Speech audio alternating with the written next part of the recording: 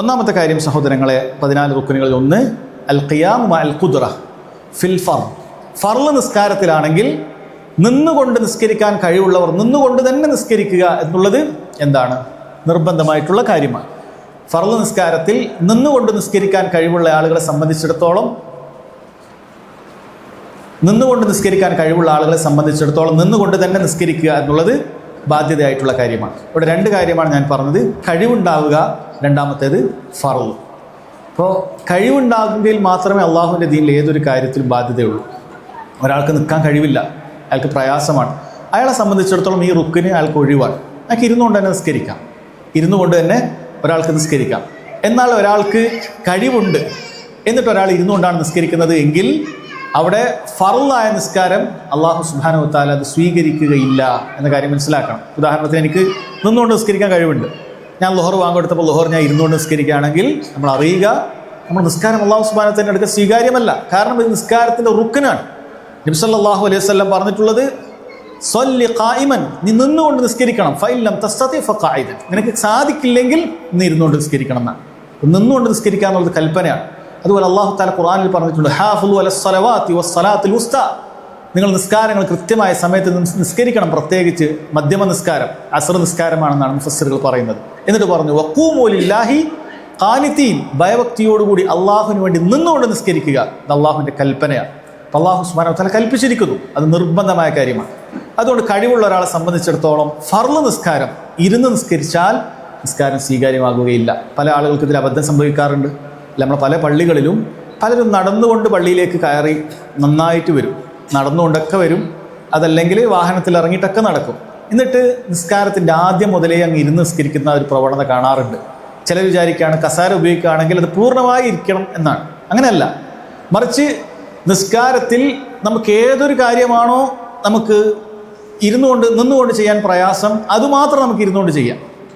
ഉദാഹരണത്തിന് ഒരാൾക്ക് സുജൂദിലേക്ക് പോകൽ മാത്രമാണ് നിസ്കാരത്തിൽ ഒരാൾക്ക് പ്രയാസം. മുട്ട് വളയുന്നത് പ്രശ്നമാണ്, നടു വളയുന്ന പ്രശ്നമാണ്, നിൽക്കുന്നുണ്ട് കുഴപ്പമില്ല, അത്രയും നടക്കുകയൊക്കെ ചെയ്യും, മുട്ടാണ് പ്രശ്നം. അങ്ങനെയുള്ള ആളുകളുണ്ട്, കുറേ നടക്കും, പക്ഷെ മുട്ട് മടങ്ങാൻ പറ്റാത്തതുകൊണ്ട് റുക്കുവിലോ സുജൂദിലോ പോകില്ല, അങ്ങനെ പ്രയാസമായിരിക്കും. അവരെ സംബന്ധിച്ചിടത്തോളം നിൽക്കുന്ന സമയത്ത് അത് നിൽക്കൽ അവർക്ക് ബാധ്യതയാണ്.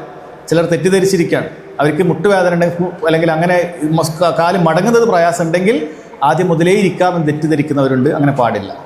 എത്രത്തോളം പണ്ഡിതന്മാർ പറയും നിനക്ക് അല്ലാഹു അക്ബർ എന്ന് തക്ബീറത്തുൽ ഇഹ്റാം പറയാൻ നിനക്ക് സാധിക്കുമെങ്കിൽ അതുമാത്രമേ നിന്നുകൊണ്ട് പറയാൻ സാധിക്കുമെങ്കിൽ അതുമാത്രം നിന്നുകൊണ്ട് പറയണം അല്ലാഹു അക്ബർ എന്ന് പറഞ്ഞിട്ട് ശേഷം എത്ര നേരമാണോ നിനക്ക് നിൽക്കാൻ പറ്റുക അത്ര, അല്ലെങ്കിൽ ഇരിക്കാം. അല്ലാതെ ആദ്യം മുതലേ ഇരുന്നുകൊണ്ട് തക്ബീറത്തുൽ ഇഹ്റാം പറഞ്ഞ് അങ്ങനെ നിസ്കരിക്കുക എന്നുള്ളത് അത് ശരിയല്ല. അത് പ്രത്യേകം മനസ്സിലാക്കി. ഇത് അറിയാത്തതുകൊണ്ട് പല അബദ്ധങ്ങളും പലപ്പോഴും സംഭവിക്കാറുണ്ട്. പല സ്ഥലങ്ങൾ പുറത്തുള്ളതാണ്. ഇപ്പോൾ കൊറോണ സംഭവിച്ച കാലഘട്ടത്തിൽ നമുക്കറിയാം, നമ്മൾ ഓരോ പള്ളിയിലും നമ്മൾ ഓരോരുത്തരും നമ്മളെ പ്രയർ മാറ്റ് കൊണ്ടുവന്നാൽ നിസ്കരിക്കാൻ പല പള്ളിയിലും പെർമിഷൻ കിട്ടിയിരുന്നുള്ളൂ. എന്നാൽ ഇരുന്ന് നിസ്കരിക്കുന്ന ആളുകൾക്ക് പലപ്പോഴും പ്രയർ മാറ്റ് ആവശ്യം ഉണ്ടായിരുന്നില്ല, കാരണം അവർ സുജൂദ് ചെയ്യുന്നില്ലല്ലോ. അപ്പോൾ അങ്ങനെ ഒരാൾ പള്ളിയിലേക്ക് എത്തിയപ്പോൾ അയാൾ പ്രയർ മാറ്റ് മറന്നുപോയി. അപ്പോൾ അയാൾ പറഞ്ഞാണ് ഞാൻ ഒരു ഐഡിയ എടുത്തു, ഞാൻ ഇരുന്ന് നിസ്കരിക്കുന്ന ആളാന്ന് പറഞ്ഞാൽ ഞാൻ കസാല എടുത്തു പോയി ഇരുന്ന് നിസ്കരിച്ചു എന്നാണ് അയാൾ പറഞ്ഞത്. അപ്പോൾ അയാൾ പള്ളിയിലെ പെർമിഷനൊക്കെ കിട്ടിയ ആൾ ഇരുന്ന് നിസ്കരിച്ചു എന്നാണ് പറഞ്ഞത്. ശരിക്കും വലിയ അബദ്ധമാണ് അയാൾ ചെയ്തത്. കാരണം അയാൾക്ക് നിന്ന് നിസ്കരിക്കാൻ കഴിയുന്ന ആളാണ്. അയാൾ ഇരുന്ന് നിസ്കരിച്ച് നിസ്കാരം ശരിയായിട്ടില്ല. അയാൾ എന്തിരുന്നു ചെയ്യേണ്ടത്? വീട്ടിലേക്ക് മടങ്ങി പോവുക. കാരണം അയാളുടേതായ ഒരു കുഴപ്പമില്ല, അയാൾ മറന്നുപോയതല്ലേ. വീട്ടിലേക്ക് മടങ്ങി പോവുക. ഇനി തിരിച്ചു വരുമ്പോഴേക്ക് ജമാഅത്ത് കഴിയുവാണെങ്കിൽ കുഴപ്പമില്ല, വീട്ടിൽ നിന്ന് തന്നെ എന്ത് ചെയ്താൽ മതി, പോയി നിന്ന് നിസ്കരിച്ചാൽ മതി. ഇയാളൊരു ബുദ്ധി കാണിച്ചു. എന്ത്? ഇരിക്കുകയാണെങ്കിൽ അവിടെ ഇപ്പോൾ അവസരം തരും. കാരണം പ്രയർ മാറ്റ് ഇല്ലാത്തവർക്ക് ഇരുന്ന് നിസ്കരിക്കാം, കാരണം ഇരിക്കുന്ന ആൾക്കാർക്ക് പ്രയർ മാറ്റ് വേണ്ട. അയാൾ അങ്ങനെ ചെയ്തു. കാരണം അയാൾ വിചാരിച്ചത് അത്രേ ഉള്ളൂ എന്നാണ്, ആ വിഷയം അത്രേ ഉള്ളൂ എന്നാണ് അയാൾ ലാഘവത്തോടുകൂടി മനസ്സിലാക്കിയത്. അത് അബദ്ധമാണ്. അങ്ങനെ ചെയ്യാൻ പാടില്ല. നിൽക്കാൻ കഴിവുള്ള ആളുകൾ നിന്നിട്ട് തന്നെ നിസ്കരിക്കണം ഫർളിൽ. എന്നാൽ സുന്നത്തിൽ ഒരാൾക്ക് ഇരുന്നുകൊണ്ട് കഴിവുള്ള ആൾക്ക് ഇരുന്നുകൊണ്ട് നിസ്കരിക്കാം.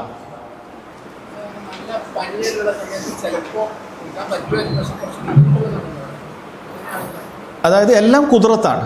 ഒരാൾക്ക് കഴിവുണ്ടോ ഇല്ലേ എന്നുള്ളതാണ്. നമ്മൾ ഏത് രോഗം എന്നുള്ളത് വിഷയമല്ല. ഇപ്പോൾ ചില ആളുകൾക്ക് കാലുമുട്ടിൻ്റെ ഒക്കെ നമ്മൾ പൊതുവിൽ വരുന്ന കാര്യമാണ്. ചിലപ്പോൾ പനിയുടെ ആധിക്യം കാരണത്താലോ അല്ലെങ്കിൽ ഭയങ്കരമായ തലവേദന, നിൽക്കാൻ പറ്റുന്നില്ല, തല കറങ്ങിയിട്ടൊക്കെ താഴെ വീഴും, അങ്ങനെയാണ്. അപ്പോൾ ഒരാൾ താഴെ വീഴാൻ കാത്തിക്കേണ്ട ആവശ്യമില്ല. അങ്ങനെ തോന്നുകയാണ് ഞാൻ നിന്നാൽ ഒരു 2 മിനിറ്റ് കൊണ്ട് തന്നെ ഞാൻ വീഴാൻ സാധ്യതയുണ്ട് എന്നാണെങ്കിൽ ഇരുന്നുകൊണ്ട് തന്നെ നിസ്കരിക്കാം. ലാ യുകല്ലിഫുല്ലാഹു നഫ്സൻ ഇല്ലാ വസ്അഹ. ഒരാൾക്കും അല്ലാഹു തആല പ്രയാസമുള്ള കാര്യം ഒരാളെയും അല്ലാഹു തആല എന്ത് ചെയ്തിട്ടില്ല, നിർബന്ധ ബാധ്യതയാക്കിയിട്ടില്ല. ദീൻ എളുപ്പമാണ്. ദീൻ യുസ്ർ, ദീൻ എളുപ്പമാണ്. ഒരാളിങ്ങനെ തലകറങ്ങി വീഴുന്നത് വരെ നിസ്കരിക്കണം അങ്ങനെയില്ല. ഒരാൾക്ക് അറിയാൻ നിന്ന് കഴിഞ്ഞാൽ നല്ല തലവേദന ഉണ്ട്, എവിടെയെങ്കിലും തല കറങ്ങി വീണാൽ അല്ലെങ്കിൽ എന്തെങ്കിലും പിടിച്ചാൽ നിൽക്കാൻ പറ്റും, അതിൻ്റെ ആവശ്യമില്ല. അവിടെ ഇരുന്നുകൊണ്ട് തന്നെ ആദ്യം മുതൽ നിസ്കരിക്കാം. എന്നാൽ ഒരാൾക്ക് ഞാൻ നേരത്തെ പറഞ്ഞതുപോലെ ചില ആൾക്ക് എന്തുണ്ടാവില്ല, മുട്ടുമടക്കുന്ന പ്രശ്നമുണ്ടാവും, നേരെ നിൽക്കുന്നതുകൊണ്ട് കുഴപ്പമൊന്നുമില്ല. പക്ഷെ തെറ്റിദ്ധാരണ കൊണ്ട് ആദ്യം മുതൽ ഇരിക്കുന്നതാണ്, അത് ചെയ്യരുത് എന്നാണ് പറഞ്ഞത്. ഇതൊക്കെ ഫർളിലാണ്. എന്നാൽ സുന്നത്തിൽ ഒരാളെ സംബന്ധിച്ചിടത്തോളം കഴിവുള്ള ഒരാൾക്കും എന്ത് ചെയ്യാം, ഇരുന്നുകൊണ്ട് നിസ്കരിക്കാം. പക്ഷെ ഒരു പ്രശ്നമുണ്ട്, ഇരുന്നുകൊണ്ട് നിസ്കരിച്ചു കഴിഞ്ഞാൽ അവിടെ പകുതി പ്രതിഫലമേ ലഭിക്കുകയുള്ളൂ എന്ന് റസൂലുള്ളാഹി സ്വല്ലല്ലാഹു അലൈഹി വസല്ലം പറഞ്ഞിട്ടുണ്ട്. കഴിവുള്ള ഒരാൾ ഇരുന്നുകൊണ്ട് നിസ്കരിച്ചാൽ പകുതി പ്രതിഫലം കിട്ടുള്ളൂ. അപ്പോൾ എന്തിനാണ് നമ്മൾ ഏതായാലും നിസ്കരിക്കാൻ, ഫുള്ള് പ്രതിഫലം കിട്ടാനാണ് നോക്കേണ്ടത്. പക്ഷെ നമുക്കിത് എവിടെ ഉപയോഗിക്കാം? പകുതി പ്രതിഫലമെങ്കിലും കിട്ടാൻ ഒരാൾ രാത്രി ദീർഘമായി ഓതി നിസ്കരിക്കണം എന്നൊരാൾ വിചാരിക്കുകയാണ്. അപ്പോൾ ഇരുന്നാലൊക്കെ കുറേ ഓതി നിസ്കരിക്കാൻ പറ്റും. അപ്പം അങ്ങനെയാണെങ്കിൽ ഒരാൾക്ക് ഇരുന്നുകൊണ്ട് നിസ്കരിക്കാം. ഒന്നും കിട്ടാതിരിക്കുന്നതിനേക്കാളും നല്ലത് അത്രയും പ്രതിഫലം കിട്ടൂലേ, അത് ചെയ്യാവുന്നതാണ്.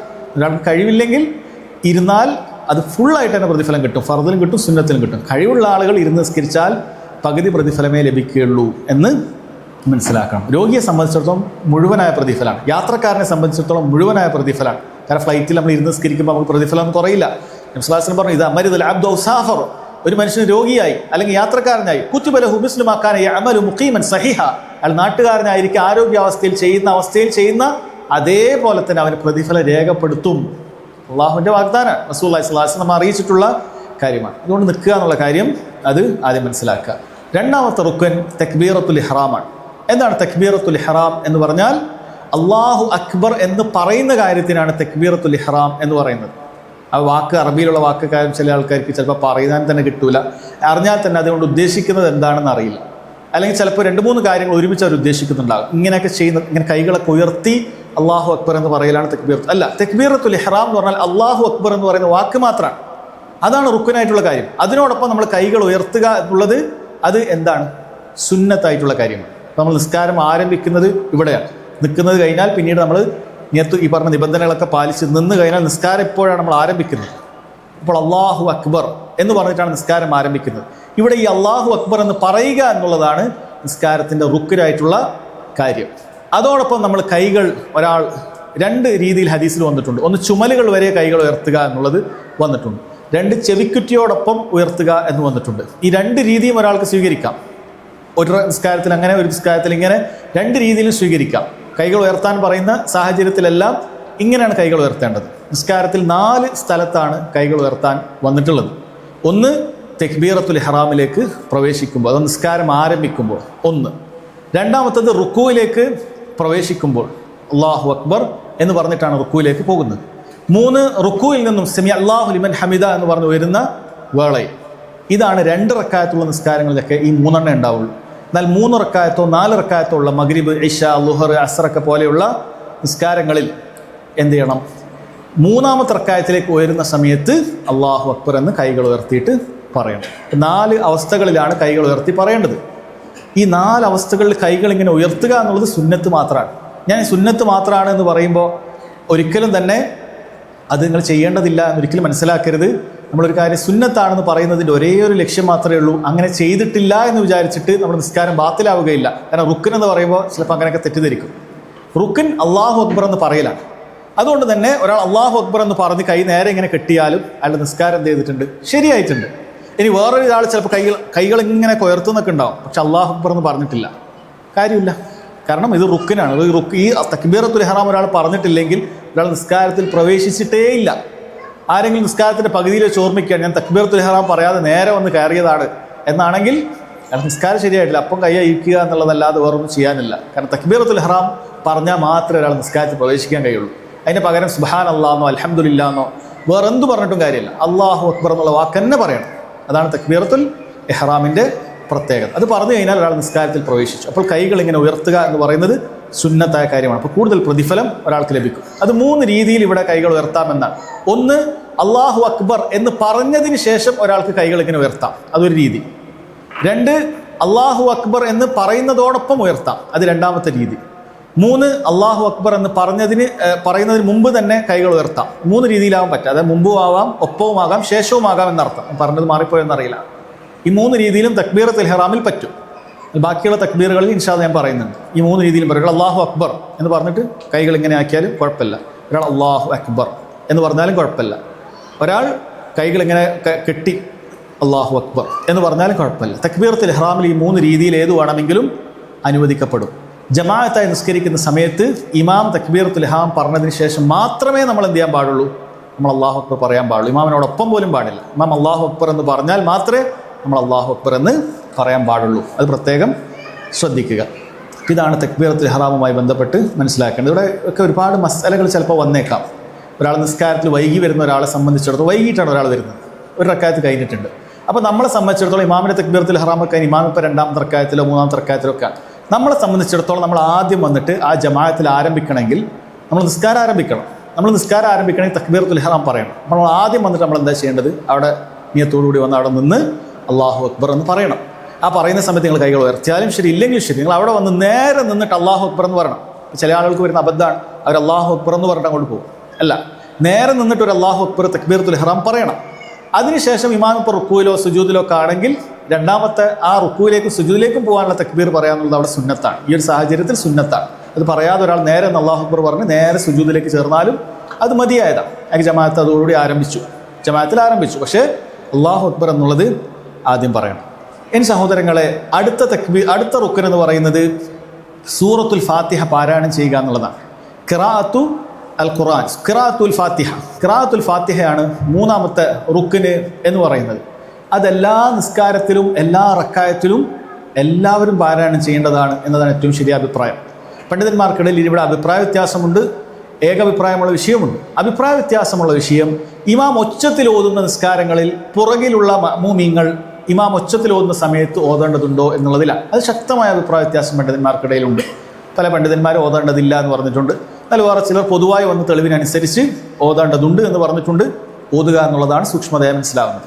എന്നാൽ ഇജ്മാ ഉള്ള അഭിപ്രായ വ്യത്യാസമില്ലാത്ത വിഷയമാണ് ഒരാൾ ഒറ്റയ്ക്ക് നിസ്കരിക്കുമ്പോൾ എല്ലാവരും ഫാത്തിഹ ഓതണം. അതുപോലെ ഇമാമിന് നിർബന്ധമായി ഫാത്തിഹ ഓതണം.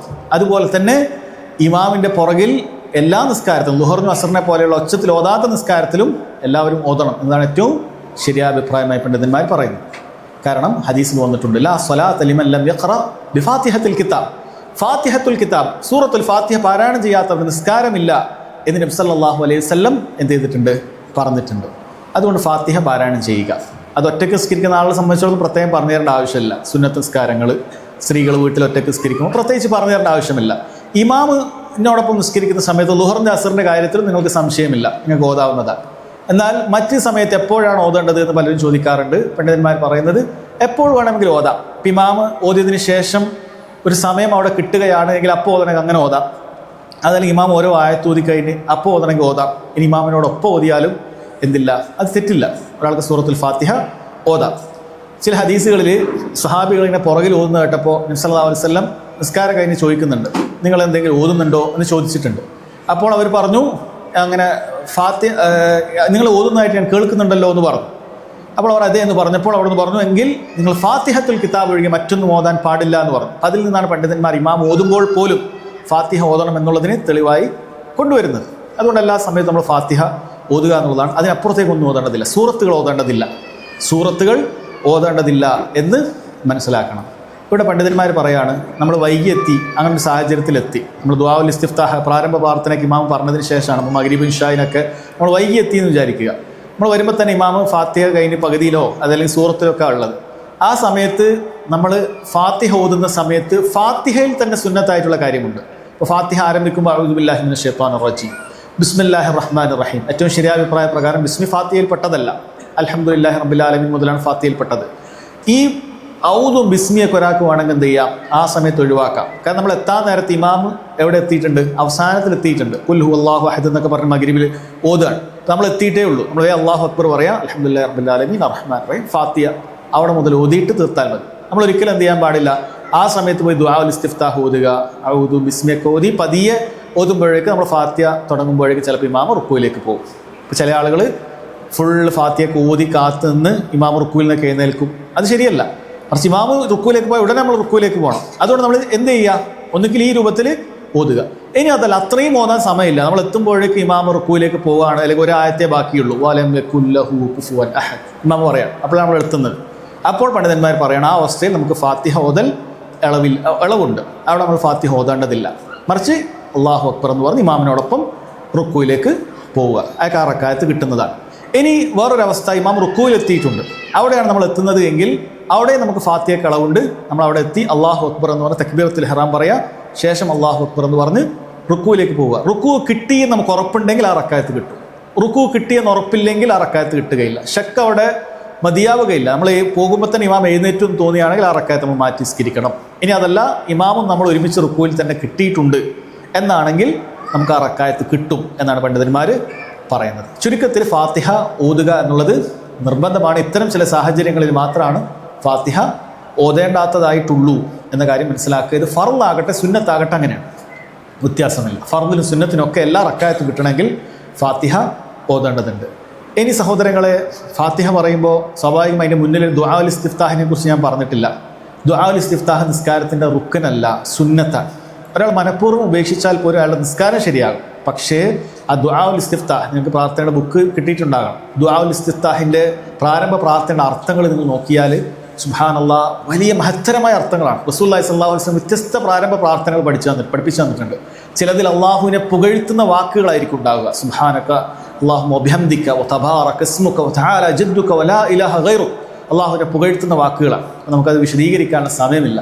വേറെ ചിലത് നമ്മുടെ പാപങ്ങൾ ഏറ്റുപറഞ്ഞ് അതൊക്കെ പുറത്തു തരാനുള്ള തേട്ടമാണ്. അല്ലാഹുമ്മ ബാഇദ് ബൈനി വബൈന ഖതായായ കമാ ബഅദ്ത ബൈനൽ മശ്രിഖ് വൽ മഗ്രിബ്. അള്ളാഹുവേ, കിഴക്ക് പടിഞ്ഞാറിനെ എത്രത്തോളം നീ വിദൂരത്താക്കിയോ അതുപോലെ എന്നെയും എൻ്റെ പാപങ്ങളെയും വിദൂരത്താക്കണമേ, എൻ്റെ പാപങ്ങളെ നീ കഴുകിത്തരയണമേ. ഇങ്ങനെയൊക്കെ അള്ളാഹുവിനുള്ള തേട്ടമാണ്, ദുആയാണ്. അപ്പോൾ അത് വളരെ മഹത്തരമായ കാര്യമാണ്. അത് നമ്മൾ ഒഴിവാക്കാതിരിക്കുകയാണ് വേണ്ടത്. പക്ഷെ നമ്മൾ പറയുന്നത് അതെന്തല്ല, റുക്കനല്ല. നേരത്തെ പറഞ്ഞ ചില സാഹചര്യങ്ങളിൽ അത് ഉപേക്ഷിക്കുകയാണ് വേണ്ടത്. കാരണം ഇമാമ് കുറച്ച് ഓതി തീരാൻ പോവുകയാണ്. അപ്പോൾ നമ്മളിങ്ങനെ ദുആഉൽ ഇസ്തിഫ്താഹ് ഓതിയ റുക്കിന് നമുക്ക് ഇഷ്ടപ്പെടും. അപ്പോൾ ഒരു സുന്നത്ത് റുക്കിന് നിൽക്കുമ്പോൾ സുന്നത്ത് മാറ്റി വെച്ചിട്ട് റുക്കിന് നമ്മൾ എടുക്കുക എന്നുള്ളതാണ് ചെയ്യേണ്ടത്. അപ്പോൾ നമ്മൾ എന്ത് ചെയ്യുക, ദുആഉൽ ഇസ്തിഫ്താഹ് ചെല്ലാനാണ് ശ്രദ്ധിക്കേണ്ടത്. അതിനുശേഷം അഊദു ബില്ലാഹി മിനശ് ശൈത്വാനിർ റജീം സുന്നത്താണ്, ബിസ്മില്ലാഹിർ റഹ്മാനിർ റഹീം സുന്നത്താണ്, പിന്നെ റുക്കുനായ സൂറത്തുൽ ഫാത്തിഹ. അതാണ് ഞാനിപ്പോൾ പറഞ്ഞത്. ഇനി അടുത്ത റുക്കിന് ഞാൻ പറയുന്നത് റുക്കു ആണ്, റുക്കു ചെയ്യലാണ്. എന്നാൽ അതിനു മുമ്പ് ചില കാര്യമില്ലേ ഉണ്ട്. ഓരോ നിസ്കാരത്തിൻ്റെ ആദ്യത്തെ 2 റക്കായത്തിലും ഫാത്തിഹയ്ക്ക് ശേഷം എന്തുണ്ട്, സൂറത്ത് ഓതലുണ്ട്. അത് ഇമാമിനോടൊപ്പം നിസ്കരിക്കുമ്പോൾ ഇമാം മാത്രം ഓതിയാൽ മതി, മാമൂമിങ്ങൾ ആരും ഓതേണ്ടതില്ല. എന്നാൽ ലുഹറും അസറിലൊക്കെ നമ്മൾ ഓതണം. ഇമാം ഓതുന്ന സമയത്ത് നമ്മൾ ഓതേണ്ടതില്ല, എന്നാൽ ലുഹറിലും അസറിലും നമ്മൾ ഓതണം. അതല്ലാത്ത നമ്മളെ സുന്നത്ത് നിസ്കാരങ്ങളിലും നമ്മൾ ഒറ്റയ്ക്ക് നിസ്കരിക്കുന്ന സമയത്തൊക്കെ ഓതണം. അത് സുന്നത്താണ്. എന്ന് പറഞ്ഞാൽ ഒരാൾ ഒഴിവാക്കിയാൽ പോലും അയാളുടെ നിസ്കാരത്തെ ബാധിക്കുന്നില്ല എന്നർത്ഥം. അത് സുന്നത്തായ കാര്യമാണ്. അതും ഓരോ ഹർഫ് ഓതുന്നതിൽ വലിയ പ്രതിഫലമുണ്ടല്ലോ. ഖുർആനാണ് നമ്മൾ ഓതുന്നത്, നിസ്കാരത്തിൽ ഓതുമ്പോൾ ഒന്നുകൂടി പ്രതിഫലമുള്ള കാര്യമാണ്. അത് ശ്രദ്ധിക്കുക. പക്ഷെ അത് സുന്നത്തായ കാര്യമാണ്. അടുത്ത റുക്കൻ റുക്കു ആണ്. റുക്കുവിലേക്ക് പോകുക എന്നുള്ള കാര്യമാണ് അടുത്ത റുക്കനായിട്ടുള്ളത്. ഇപ്പോൾ റുക്കുവിലേക്ക് പോകുമ്പോൾ നമ്മൾ എങ്ങനെയാണ് റുക്കുവിലേക്ക് പോകേണ്ടത്? അള്ളാഹു അക്ബർ എന്ന് പറഞ്ഞിട്ടാണ് പോകേണ്ടത്. ആ അള്ളാഹു അക്ബർ എന്ന് പറയുന്നത് വാജിബാണ്. അത് ഇൻഷാ അല്ലാഹ് അടുത്ത ഹെഡിങ്ങിൽ വരുന്നുണ്ട്, അപ്പോൾ അവിടെ വിശദീകരിക്കാം. ഇനിയുള്ളത് ഈ റുക്കു ആണ്, നമ്മുടെ റുക്കനായിട്ടുള്ളത്. ഇപ്പോൾ റുക്കനായിട്ടുള്ളത് എന്ന് പറയുമ്പോൾ അതിൽ നിർബന്ധമായി നമ്മൾ ചെയ്യേണ്ടതായ കുനിയേണ്ടതായ ഒരു രൂപമുണ്ട്, എന്നാൽ പൂർണ്ണമായ പ്രതിഫലം കരസ്ഥമാക്കുന്ന ഒരു രൂപമുണ്ട്. നിർബന്ധമായി നമ്മൾ ചെയ്യേണ്ട രൂപമായി പണ്ഡിതന്മാർ പറയുന്നത് നമ്മുടെ ഈ 2 കൈകളും നമ്മുടെ മുട്ടിലേക്ക് എത്തുന്ന അത്രയും നമ്മൾ കുനിയുക എന്നുള്ളത് നിർബന്ധമാണ്. ഒരാൾ കഴിവുണ്ടായിട്ടും അങ്ങനെ ചെയ്തിട്ടില്ല എങ്കിൽ അയാൾ നിസ്കാരം ബാത്തിലാവും. കാരണം റുക്കു ശരിയായിട്ടില്ല. റുക്കുനിൽപ്പെട്ട കാര്യമാണ്. ഒരാൾ നിന്നിട്ട് അയാൾ കുനിയുന്നില്ല, അയാളുടെ കൈകൾ മുട്ടിലേക്ക് എത്തുന്നില്ല, അത്രമാത്രം ഇങ്ങനെ കുനിയുന്നുള്ളൂ, എന്നിട്ട് എഴുന്നേൽക്കുകയാണ്, അയാൾ നിസ്കാരം ശരിയാവില്ല. കാരണം റുക്കിന് പെട്ടതാണ് റുക്കു എന്ന് പറയുന്നത്. ഏറ്റവും കുറവ് നമ്മുടെ 2 കൈകളും മുട്ടിലേക്ക് എത്തണം, മുട്ടിലേക്ക് ടച്ച് ചെയ്യുന്ന അത്രയെങ്കിലും കുനിയണം. അത് ഏറ്റവും ചെറിയ ഭാഗമാണ്, അതായത് മുജ്സി ആയ ഭാഗം, രൂപം എന്ന് പറയും, ശരിയാകാനുള്ള രൂപം. പക്ഷെ കാമിലായ രൂപമുണ്ട്, പൂർണ്ണമായ രൂപമുണ്ട്.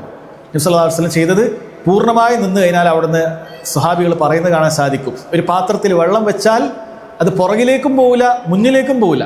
അതായത് നന്നേ ഇങ്ങനെ പൊന്തിയിട്ടുമല്ല, നന്നേ ഇങ്ങനെ കുനിഞ്ഞിട്ടുമല്ല, നേരെ നബി സല്ലല്ലാഹു അലൈഹി വസല്ലം നിന്നിരുന്നു എന്നാണ്. 2 കൈകളും ഇങ്ങനെ വിടർത്തിയിട്ട് മുട്ടുകളിൽ പിടിച്ചുകൊണ്ട് കൈകൾ പാർശ്വങ്ങളിൽ നിന്ന് അകറ്റിക്കൊണ്ട് ആ രൂപത്തിൽ നബി സല്ലല്ലാഹു അലൈഹി വസല്ലം റുക്കു നേരെ നിന്നിരുന്നു. അപ്പം അങ്ങനെ നമ്മൾ പൂർണ്ണമായ പ്രതിഫലം കിട്ടും. അതാണ് നമ്മൾ ചെയ്യേണ്ടത്. എന്നാൽ നിസ്കാരം ശരിയാകണമെങ്കിൽ ഏറ്റവും കുറവ് അത്രയെങ്കിലും കൈകൾ അവിടെ മുട്ടണം. അത്ര നമ്മൾ ചെയ്തിട്ടില്ലെങ്കിൽ നിസ്കാരം ശരിയാവില്ല. ഇതൊക്കെ കഴിവുള്ള ആളുകളെ സംബന്ധിച്ചിടത്തോളമാണ്. കഴിവില്ലാത്ത ആളുകളെ സംബന്ധിച്ചിടത്തോളം ചിലപ്പോൾ ഇരുന്നു കൊണ്ട് ആംഗ്യം കാണിച്ചാൽ തന്നെ മതിയായതാണ്. ഒരാൾക്ക് പോകാൻ പറ്റുന്നില്ല, ഒരാൾ ഇങ്ങനെ ആംഗ്യം കാണിച്ചാൽ മതി. ഒരാൾ ഇരുന്ന് നിസ്കരിക്കുന്ന സമയത്ത് ഇങ്ങനെ പോയി റുക്കു ചെയ്യേണ്ട ആവശ്യമില്ല. അങ്ങനെ ചെയ്യേണ്ട. ഇരുന്ന് നിസ്കരിക്കുമ്പോൾ അതിൻ്റെ ഹുക്കുമ് മാറി. ഒരാൾ കൈകെട്ടിയിട്ട് സമയല്ലാഹു ലിമൻ ഹമിദൊക്കെ പറഞ്ഞു കഴിഞ്ഞാൽ റുക്കുവിലേക്ക് പോകുമ്പോൾ അല്ലാഹു അക്ബർ ഇത്ര പോയാൽ മതി. പിന്നീട് സുജൂദിലേക്ക് പോകുമ്പോൾ സമയല്ലാഹു ലിമൻ ഹമിദൊക്കെ പറഞ്ഞു റബ്ബനാ വലക്കൽ ഹംദ്, സുജൂദിലേക്ക് പോകുമ്പോൾ കുറച്ചുകൂടി അങ്ങോട്ടേക്ക് അല്ലാഹു അക്ബർ, ഒരല്പം കൂടി ലേശം കൂടി കുഞ്ഞാൽ മതി. അല്ലാതെ റുക്കുവും ഈ ഒരു രൂപം അത് നിന്ന് നിസ്കരിക്കുന്ന ആളുകൾക്ക് മാത്രം ബാധകമായിട്ടുള്ള കാര്യമാണ് എന്ന് മനസ്സിലാക്കുക. അതിന് അത്രയും നമ്മൾ കുനിയേണ്ട ആവശ്യം ഇരുന്ന് നിസ്കരിക്കുന്ന ആളുകൾക്കില്ല. അതാണ് റുക്കു സഹോദരങ്ങളെ. ആ റുക്കു എന്ന് പറയുന്ന ഈ ഒരു രൂപം അതാണ് നിസ്കാരത്തിലെ റുക്കുനായിട്ടുള്ളത്. അവിടെ ചൊല്ലുന്ന കാര്യം അടുത്ത വാജിബാണ്. സുബ്ഹാന റബ്ബിയൽ അലീം എന്ന് പറഞ്ഞ് ചൊല്ലുന്നത് അത് വാജിബാണ്. അതൊന്നുകൂടി ഇൻഷാ അല്ലാഹ് ഞാൻ അപ്പുറത്തേക്ക് പറയുന്നുണ്ട്. അപ്പോൾ ആ റുക്കുവിലേക്ക് പോവുക എന്നുള്ള നിസ്കാരത്തിൻ്റെ നിർബന്ധ ബാധ്യതയിൽപ്പെട്ടതാണ്. അതിനുശേഷം അഞ്ചാമത്തെ കാര്യം അർ-റഫ്ഉ മിൻഹു, റുക്കുവിൽ നിന്നും ഉയരുക എന്നുള്ളത് അത് നിസ്കാരത്തിലെ റുക്കിനിൽപ്പെട്ട കാര്യമാണ്. എന്താണ് റുക്കുവിൽ ഉയരുക എന്ന് പറഞ്ഞാൽ? ഒരാതെ ഒരാൾക്ക് നിസ്കാരം ബാത്തിലാന്ന് രൂപം എന്ന് വെച്ച് കഴിഞ്ഞാൽ ഒരാൾ റുക്കുവിൽ പോയി അവിടെ നിന്ന് തന്നെ അങ്ങോട്ട് സുജൂദിൽ പോയാലോ, നേരെ ഉയരാതെ അങ്ങനെ ഒരാൾ അറിവില്ലാതെ പോയാലോ നിസ്കാരം ബാത്തിലോ. കാരണം അവിടുന്ന് ഉയരുക എന്നുള്ളത് അത് നിസ്കാരത്തിൻ്റെ നിർബന്ധ ബാധ്യതയിൽപ്പെട്ടതാണ്. ഇതൊക്കെ സഹോദരങ്ങൾ ഇതിൻ്റെയൊക്കെ ഹദീസിൻ്റെ പിൻബലമുണ്ട്. നബി സല്ലല്ലാഹു അലൈഹി വസല്ലം കൽപ്പനയിൽപ്പെട്ട കാര്യമാണ്. സുമ്മ ഇർഫഅ മിൻ, പിന്നീട് അതിൽ നിന്ന് ഉയരുക എന്ന് നബി സല്ലല്ലാഹു അലൈഹി വസല്ലം പറയുന്നുണ്ട്. അത് സമയം ദൈർഘ്യമായി പോകുന്നത് കൊണ്ട് ഞാൻ ചുരുക്കി പറയാം. അങ്ങനെ റുക്കുവിൽ നിന്നും ഉയരുക എന്നുള്ളത് നിസ്കാരത്തിൻ്റെ റുക്കിനിൽപ്പെട്ട കാര്യമാണ്. പിന്നീട് നബി സല്ലല്ലാഹു അലൈഹി വസല്ലം നമ്മളോട് കൽപ്പിച്ച കാര്യം 7 അവയവങ്ങളിൽ സുജൂദ് ചെയ്യുക എന്നുള്ളതാണ്. 6ാമത്തെ റുക്കിന് അസ്സുജൂദു അലൽ അളാഇ സബ്അ, 7 അവയവങ്ങളിൽ സുജൂദ് ചെയ്യുക എന്നുള്ളതാണ്. ഇത് നിസ്കാരത്തിലെ ഏറ്റവും ശ്രേഷ്ഠമായ ഒരു അവസ്ഥയാണ്. ഒരു മനുഷ്യൻ സുജൂദിലായി കഴിയുക എന്നുള്ളത്. അള്ളാഹുവിലേക്ക് ഒരാൾക്ക് ഏറ്റവും അടുക്കാൻ സാധിക്കുന്നത് സുജൂദിലായിക്കൊണ്ടിരിക്കുമ്പോഴാണ്. ഒരടിമ അള്ളാഹുവിലേക്ക് ഏറ്റവും അടുക്കുന്നത് അവൻ ഏറ്റവും താഴെയാകുമ്പോഴാണ്. എന്നിട്ട് ഏറ്റവും താഴെയായിട്ട് അവൻ്റെ നെറ്റിത്തടം, അവൻ നടന്നു പോകുന്ന സ്ഥലത്താണ് അവൻ്റെ നെറ്റിത്തടം അവൻ വെക്കുന്നത്. അവൻ്റെ കാല് വെക്കുന്ന സ്ഥലത്ത് അവൻ ഏറ്റവും ഉയർത്തിപ്പിടിക്കുന്ന അവൻ്റെ ശിരസ്, അവൻ്റെ മുഖം, ഷറഫായ ഭാഗം അവൻ ഭൂമിയിലേക്ക് പതിപ്പിക്കുകയാണ്. എന്നിട്ട് അള്ളാഹുവിനോട് പറയുന്നതാകട്ടെ സുബ്ഹാന റബ്ബിയൽ അല, ഉന്നതനായ ഏറ്റവും മുകളിലുള്ളവനായ അള്ളാഹു സുബ്ഹാനഹു വ തആല അവൻ എല്ലാ ന്യൂനതകളിൽ നിന്നും പരിശുദ്ധനാണ് എന്ന് നമ്മൾ പ്രഖ്യാപിക്കുക. ആ സുജൂദ് എന്ന് പറയുന്നത് നിസ്കാരത്തിലെ നിർബന്ധമായ കാര്യമാണ്, റുക്കനിൽപ്പെട്ട കാര്യമാണ്. അത് 7 അവയവങ്ങളിൽ ചെയ്യേണ്ടതുണ്ട്. അത് ഹദീസിൽ നബി സല്ലല്ലാഹു അലൈഹി വസല്ലം പറഞ്ഞിട്ടുണ്ട്. സുജൂദ് ചെയ്യേണ്ട 7 അവയവങ്ങൾ അവിടുന്ന് ചൂണ്ടിക്കാട്ടി പറഞ്ഞു. നെറ്റിത്തടം പറഞ്ഞു, സുജൂദ് ചെയ്യേണ്ട ഭാഗം നെറ്റിത്തടം പറഞ്ഞു. എന്നിട്ട് മൂക്കിലേക്ക് ചൂണ്ടിക്കാട്ടി. പണ്ഡിതന്മാർ പറയുന്നത് നെറ്റിയും മൂക്കും ഒരുമിച്ച് ഒരു അവയവം പോലെയാണ്, അത് തട്ടണം. അതാണ് 1ാമത്തെ ഭാഗം. പിന്നെ 2 കൈകൾ പറഞ്ഞു, 2 മുൻകൈകൾ. സുജൂദ് ചെയ്യുമ്പോൾ മുൻകൈകൾ മാത്രമേ തട്ടുള്ളൂ. പുരുഷന്മാരാകട്ടെ സ്ത്രീകളാകട്ടെ അവരുടെ ബാക്കി ഭാഗം കയ്യിൽ നിന്ന് മുൻകൈ അല്ലാതെ മറ്റൊന്നും ഭൂമിയിലേക്ക് പതിപ്പിക്കേണ്ടതില്ല. പിന്നീട് 2 കാൽമുട്ടുകളാണ്. പിന്നീട് 2 കാലിൻ്റെയും അതിൻ്റെ അഗ്രഭാഗങ്ങൾ മാത്രമാണ്, കാൽപ്പത്തിയുടെ അഗ്രഭാഗങ്ങൾ മാത്രം, പൂർണ്ണമായി തട്ടാൻ സാധിക്കുകയില്ല. ഇതെല്ലാം ഖിബലയിലേക്ക് തിരിച്ചു കൊണ്ട് നിൽക്കുന്ന രൂപത്തിനാണ് സുജൂദ് എന്ന് പറയുന്നത്. ഇത് നിർബന്ധമായ കാര്യമാണ്. ഓരോ റക്അത്തുകളിലും 2 സുജൂദുകളുണ്ട്. 2 റക്അത്തിൽ 4 സുജൂദുകൾ, 4 റക്അത്തുകളിൽ 8 സുജൂദുകൾ. ഇപ്പോൾ 4 റക്അത്ത് നിസ്കരിക്കുന്ന ഒരാൾക്ക് 8 സുജൂദുകളും റുക്കനാണ്. 8ഉം നിർബന്ധമായ കാര്യമാണ്. അതിലേതെങ്കിലും ഒന്ന് ഒരാൾ മറന്നുപോയിട്ടോ അറിയാതെയൊക്കെ ഒഴിവായി പോയിട്ടുണ്ട് എങ്കിൽ അയാളുടെ നിസ്കാരം ബാത്തിലായി പോകുന്നതാണ്. അതുമായി ബന്ധപ്പെട്ട സഹുവിൻ്റെ സുജൂദ് പറയുമ്പോൾ ഇൻഷാ അല്ലാഹ് ചെറിയൊരു വിശദീകരണം അവിടെ പറയാം. അപ്പോൾ സുജൂദാണ് ഒരു റക്അത്തിൻ്റെ അവസാനത്തിലേക്ക് നമ്മൾ പോകുന്ന ഭാഗം. പിന്നീട് സുജൂദിൽ നിന്നും ഉയരുക എന്നുള്ളത് അത് 7ാമത്തെ റുക്കനാണ്. അൽ-ഇഅ്തിദാലു മിൻ, സുജൂദിൽ നിന്നും ഉയരുക എന്നുള്ളത് 7ാമത്തെ റുക്കനാണ്. ഇനി 8ാമത്തെ റുക്കനായിട്ട് പറയുന്നത് അൽ ജൽസത്തു ബൈന സജ്ദതൈൻ, ആ സുജൂദിൽ നിന്നും ഒരാൾ എന്ത് ചെയ്യണം? ഇടയിലിരിക്കണം. അപ്പം അതിന് 2ഉം വേറെ വേറെ പറഞ്ഞതെന്ന് പറഞ്ഞാൽ ഉയർന്നിട്ട് നേരെ പിന്നീട് സുജൂദിലേക്ക് പോയാൽ അവിടെ ഒരു റുക്കിന് നഷ്ടപ്പെടും. ഏതാണത്? ഇരിക്കുക എന്ന് പറയുന്ന കാര്യം. കാരണം ഇരിക്കണമെങ്കിൽ അവിടെ ശരിക്കും അടങ്ങിയിരിക്കണം. അതായത് ഉയരുകയും വേണം, അവിടെ നിന്ന് ഇരിക്കുകയും വേണം. എന്നിട്ടാണ് അടുത്ത സുജൂദിലേക്ക് പോകേണ്ടത്. അപ്പം അത്രയുമായി കഴിഞ്ഞാൽ ഒരു റക്അത്തിൻ്റെ എല്ലാ രൂപവുമായി, നമ്മൾ നിൽക്കുന്നത് മുതൽ ഫാത്തിഹ ഓതുന്നത് മുതൽ അതുപോലെ തന്നെ റുക്കുവിൽ നിന്ന് ഉയരലും സുജൂദിൽ നിന്ന് ഉയരലും ഇരിക്കലുമാകുമ്പോൾ ഒരു റക്അത്തിൻ്റെ ഭാഗങ്ങൾ അവിടെ പൂർത്തിയാവുകയാണ്. അതിനുശേഷം പിന്നീട് പറഞ്ഞ റുക്കനുകൾ എന്താണെന്ന് വെച്ചാൽ അത്തുമുഅ്നീനത്തു ഫി ജമീഇൽ അർക്കാൻ, ഈ പറയുന്ന മുഴുവൻ റുക്കനുകളിലും ഒരാൾക്ക് എന്ത് വേണ്ടതുണ്ട്? തുമുഅ്നീനത്ത് വേണം. എന്താണ് തുമുഅ്നീനത്ത്? മലയാളത്തിൽ പറയുകയാണെങ്കിൽ അടങ്ങി ഒതുങ്ങി പാർക്കൽ എന്ന് പറയാം. അതൊരു സ്ഥലത്ത് കൃത്യമായി നിൽക്കുക. അത് പണ്ഡിതന്മാർ ഒന്നുകൂടി വൃത്തിയിൽ വിശദീകരിച്ചു. ആ സ്ഥലത്ത് ചൊല്ലേണ്ടതായ വാജിബായ നിർബന്ധമായ ഒരു ദിക്ർ ഉണ്ടാകും. അത് ഒരു പ്രാവശ്യം ചൊല്ലുന്ന സമയമെങ്കിലും ഒരാൾ അവിടെ കഴിഞ്ഞുകൂടുക എന്നുള്ളതാണ്. ഉദാഹരണത്തിൽ ഒരാളുടെ നൃത്തത്തിലുള്ള ഒരാളുടെ തുമുഅ്നീനത്ത്, ഒരാൾക്ക് ഫാത്തിഹ ഓതുന്ന അത്രയും ഒരാൾ നിൽക്കണം. ഒരാൾ ഫാത്തിഹ ഓതുന്ന പകുതി വരെ ഫാത്തിഹ ഓതാതെ പോയാൽ അയാൾ തുമുഅ്നീനത്തില്ല, നൃത്തത്തിൽ തുമുഅ്നീനത്തില്ല. ഒരാൾ റുക്കുവിൽ തുമുഅ്നീനത്തുണ്ടെങ്കിൽ സുബ്ഹാന റബ്ബിയൽ അളീം എന്ന് ഒരു പ്രാവശ്യം പറയുന്ന അത്രയെങ്കിലും അയാൾക്ക് അവിടെ നിൽക്കാൻ പറ്റണം. സുബ്ഹാൻ എന്ന് പറയുമ്പോൾ തന്നെ ഒരാൾ എഴുന്നേറ്റാൽ അയാൾക്ക് തുമുഅ്നീനത്തില്ലാത്ത നിസ്കാരമാണെന്ന് പറയും, അടങ്ങി ഒതുങ്ങി നിന്നിട്ടില്ല. സുജൂദിൽ ഒരാൾക്ക് തുമുഅ്നീനത്തുണ്ട് എങ്കിൽ സുബ്ഹാന റബ്ബിയൽ അഅല എന്ന് ഒരു പ്രാവശ്യം പറയാനുള്ള സമയമെങ്കിലും അയാൾ സുജൂദിൽ കഴിയണം. സുബ്ഹാൻ എന്ന് പറയുമ്പോൾ തന്നെ ഒരാൾ എഴുന്നേറ്റാൽ തുമുഅ്നീനത്തില്ലാത്ത നിസ്കാരം. റബ്ബി ഗുഫിർലി എന്ന ഇടയിലിരുത്തത്തിൽ പറയാൻ ഒരു പ്രാവശ്യമെങ്കിലും പറയാൻ ഒരാൾ പറഞ്ഞിട്ടില്ലെങ്കിൽ അയാളുടെ ഇടയിലിരുത്തത്തിൽ തുമുഅ്നീനത്തില്ല. അപ്പോൾ ഓരോ സ്ഥലത്തും ചൊല്ലേണ്ടതായ ദിക്റുണ്ട്. അതൊരു പ്രാവശ്യം പറയുന്ന അത്രയെങ്കിലും ഒരാൾ നിന്നാൽ അയാൾക്ക് തുമനീനത്തുണ്ട് എന്ന് പറയാം. അതല്ലാതെ കുറേ നേരമെടുത്ത് നിസ്കരിക്കുക എന്നുള്ളതല്ല. അത്രയെങ്കിലും പറഞ്ഞാൽ തുമനീനത്തുണ്ട്, നിസ്കാരം ശരിയാകും. എന്നാൽ കൂടുതൽ നേരം എടുക്കുന്നതും കൂടുതൽ ദുആ ചെയ്യുന്നതും ഒക്കെ അത് കമാലാണ്, പൂർത്തീകരണത്തിൻ്റെ ഭാഗമാണ് എന്ന് പറയാം. ഇനി 10ാമത്തെ നിബന്ധന, 10ാമത്തെ റുക്ൻ തർത്തീബാണ്. ഈ പറഞ്ഞ കാര്യങ്ങളൊക്കെ തർത്തീബിൽ തന്നെ ചെയ്യണം. അപ്പോൾ അതെങ്ങനെയാണ് തർത്തീബ് ചെയ്യാന്ന് പറഞ്ഞപ്പോൾ, നിസ്കാരം നിന്ന് കഴിഞ്ഞിട്ട് ഫാത്തിഹ ഓതിയിട്ട് റുക്കുവിൽ പോകാൻ പാടുള്ളൂ, റുക്കുവിൽ പോയിട്ട് എഴുന്നേൽക്കാൻ പാടുള്ളൂ, സുജൂദ്. അപ്പോൾ എങ്ങനെയാണ് തെറ്റിപ്പോകാൻ സാധ്യത? ഉദാഹരണത്തിന് ഒരാൾ ഫാത്തിഹ ഓതി കഴിഞ്ഞു, പെട്ടെന്ന് അയാൾ തെറ്റിദ്ധരിച്ചു, ഞാൻ റുക്കുവിൽ നിന്ന് എഴുന്നേറ്റതാണ് എന്ന് തെറ്റിദ്ധരിച്ചിരിക്കുക. അങ്ങനെ അയാൾ നേരെ അങ്ങോട്ട് സുജൂദിലേക്ക് പോയി. അപ്പോൾ ഓർമ്മ വന്നത് എന്ത് ചെയ്തിട്ടില്ല, റുക്കുവും ചെയ്തിട്ടില്ല, റുക്കുവിൽ നിന്ന് എഴുന്നേറ്റിട്ടുമില്ല. അപ്പോൾ എന്ത് ചെയ്യണം? അയാൾ തിരിച്ച് വേഗം റുക്കുവിലേക്ക് തന്നെ നേരെ നിന്ന് റുക്കുവിലേക്ക് തന്നെ പോകണം, എന്നിട്ട് എഴുന്നേറ്റിട്ട് എന്നിട്ട് സുജൂദിൽ പോകണം. അതല്ല ഞാൻ സുജൂദ് ഏതായാലും ചെയ്തില്ലേ, ഇനിയിപ്പോൾ ഇത് ചെയ്തിട്ട് നേരെ ഇടയിൽ ഇരുത്തത്തിലിരിക്കാം എന്ന് വിചാരിച്ചിട്ട് കാര്യമില്ല. കാരണം ആ സുജൂദ് പരിഗണിക്കുകയില്ല. കാരണം ഓരോ റക്കായത്തിലും ഈ തർത്തീബിൽ പോയാൽ മാത്രമേ ശരിയാവുകയുള്ളൂ. അത് മനസ്സിലാക്കണം. അതുകൊണ്ടാണ് തർത്തീബ് പറയുന്നത്. 11ാമത്തെ റുക്ൻ എന്ന് പറയുന്നത് അത്തശഹുദുൽ അഖീർ എന്ന് പറയും. എന്താണ് അത്തശഹുദുൽ അഖീർ? നമ്മൾ ലാസ്റ്റ് സലാം വീട്ടുന്നതിന് മുമ്പ് ചൊല്ലുന്ന തശഹുദ്, അതാണ് അത്തശഹുദുൽ അഖീർ. അത് 2 റക്കായത്തുള്ള നിസ്കാരത്തിനാണെങ്കിൽ ഒരൊറ്റ തശഹുദേ ഉള്ളൂ, അഖീറായിട്ടും ഒന്നാമതായിട്ടും ഒന്നേ ഉള്ളൂ. എന്നാൽ 3-4 റക്കായത്തുള്ള നിസ്കാരമാണെങ്കിൽ 2ാമത്തെ റക്കായത്തിലിരിക്കുന്നതിന് അത്തശഹുദുൽ അവ്വൽ എന്ന് പറയും, അവസാന റക്കായത്തിലിരിക്കുന്നതിന് അത്തശഹുദുൽ അഖീർ എന്ന് പറയും. അതിൽ അത്തശഹുദുൽ അഖീർ സലാം വീട്ടുന്നതിന് മുമ്പ് പറയുന്ന തശഹുദാണ് റുക്നായിട്ട് വരുന്നത്. എന്താണ് തശഹുദ് എന്ന് പറയുന്നത്? തശഹുദ് എന്ന് പറയുന്നത് ഷഹാദത്ത് കൊണ്ട് അവസാനിപ്പിക്കുന്നതായ ആ ദുആയാണ്. അത്തഹിയ്യാതു ലില്ലാ അൽ മുബാറകാത്തു സലവാത്തു എന്ന് പറയുന്ന പ്രാർത്ഥന വ്യത്യസ്ത രൂപങ്ങളിൽ വന്നിട്ടുണ്ട്. അതിൻ്റെ അവസാനത്തിൽ അഷ്ഹദു അല്ലാ ഇലാഹ ഇല്ലല്ലാഹ് വ അഷ്ഹദു അന്ന മുഹമ്മദൻ അബ്ദുഹു വ റസൂലുഹു എന്ന് അവസാനിക്കുന്നത് കൊണ്ടാണ് അതിനെ തശഹുദ് എന്ന് പറയുന്നത്. അല്ലാഹു സുബ്ഹാനഹു വ തആലക്കാണ് എല്ലാ തഅലീമാത്തുകളും, എല്ലാ അഭിവാദ്യങ്ങളും അല്ലാഹുവിനാണ് എന്ന് പറഞ്ഞുകൊണ്ട്, എല്ലാ നിസ്കാരങ്ങളും അല്ലാഹുവിനാണ് എന്ന് പറഞ്ഞ അല്ലാഹു സുബ്ഹാനഹു വ തആലയെ പുകഴ്ത്തിക്കൊണ്ട് നബി സല്ലല്ലാഹു അലൈഹി വസല്ലം അസ്സലാമു അലൈക അയ്യുഹൻ നബിയ്യു വറഹ്മത്തുള്ളാഹി വബറകാതുഹു അസ്സലാമു അലൈനാ വഅലാ ഇബാദില്ലാഹി സ്വാലിഹീൻ എന്നൊക്കെ സലാം പറഞ്ഞുകൊണ്ട് ഷഹാദത്തിൽ അവസാനിക്കുന്ന ദുആയാണത്, പ്രാർത്ഥനകളാണ്. അപ്പം അത് നിർബന്ധമായിട്ടുള്ള കാര്യമാണ്. അതിനുശേഷം പണ്ഡിതന്മാർ പറയുന്നു അൽ ജുലൂസു ലഹു, ഈ തശഹുദ് അവിടെ ഇരുന്നിട്ട് തന്നെ പറയണം. ഒരാളത് വേറെ എവിടെ എഴുന്നേറ്റുന്നതിന് ശേഷം മറ്റോ പറഞ്ഞാൽ അത് ശരിയാവുകയില്ല. അതിന് വേണ്ടിയിട്ടുള്ള ഇരുത്തവും അവരതുകൊണ്ട് തന്നെ എന്ത് ചെയ്തിട്ടുണ്ട്, അത് റുക്കിനായിട്ട് തന്നെ പറഞ്ഞിട്ടുണ്ട്. അത് ആ ഇരുത്തം ചൊല്ലുന്ന കാര്യത്തിനാണ് തശഹുദ് എന്ന് പറയുന്നത്. ആ തശഹുദ് അവിടെ ഇരുന്ന് ചൊല്ലുക എന്നുള്ളത് അത് മറ്റൊരു റുക്കിനാണ്. അത് 12ാമത്തെ റുക്കിനാണ്. ചിലർ അത് രണ്ടും ഒരുമിച്ച് പറയുന്നത് കൊണ്ട് ഇതിൻ്റെ എണ്ണത്തിലൊക്കെ ചിലപ്പോൾ വ്യത്യാസങ്ങളൊക്കെ കാണാം. ആ തശഹുദുൽ അഖീരി വൽ ജുലൂസു ലഹു ചിലപ്പോൾ ഒരുമിച്ച് പറയും, അങ്ങനെയൊക്കെ ഉണ്ടാവാറുണ്ട്. 13ാമത്തത് അസ്സലാത്തു അലൻ നബി സല്ലല്ലാഹു അലൈഹി വസല്ലം, നബി സല്ലല്ലാഹു അലൈഹി വസല്ലം മേൽ സ്വലാത്ത് ചൊല്ലുക എന്നുള്ളത്.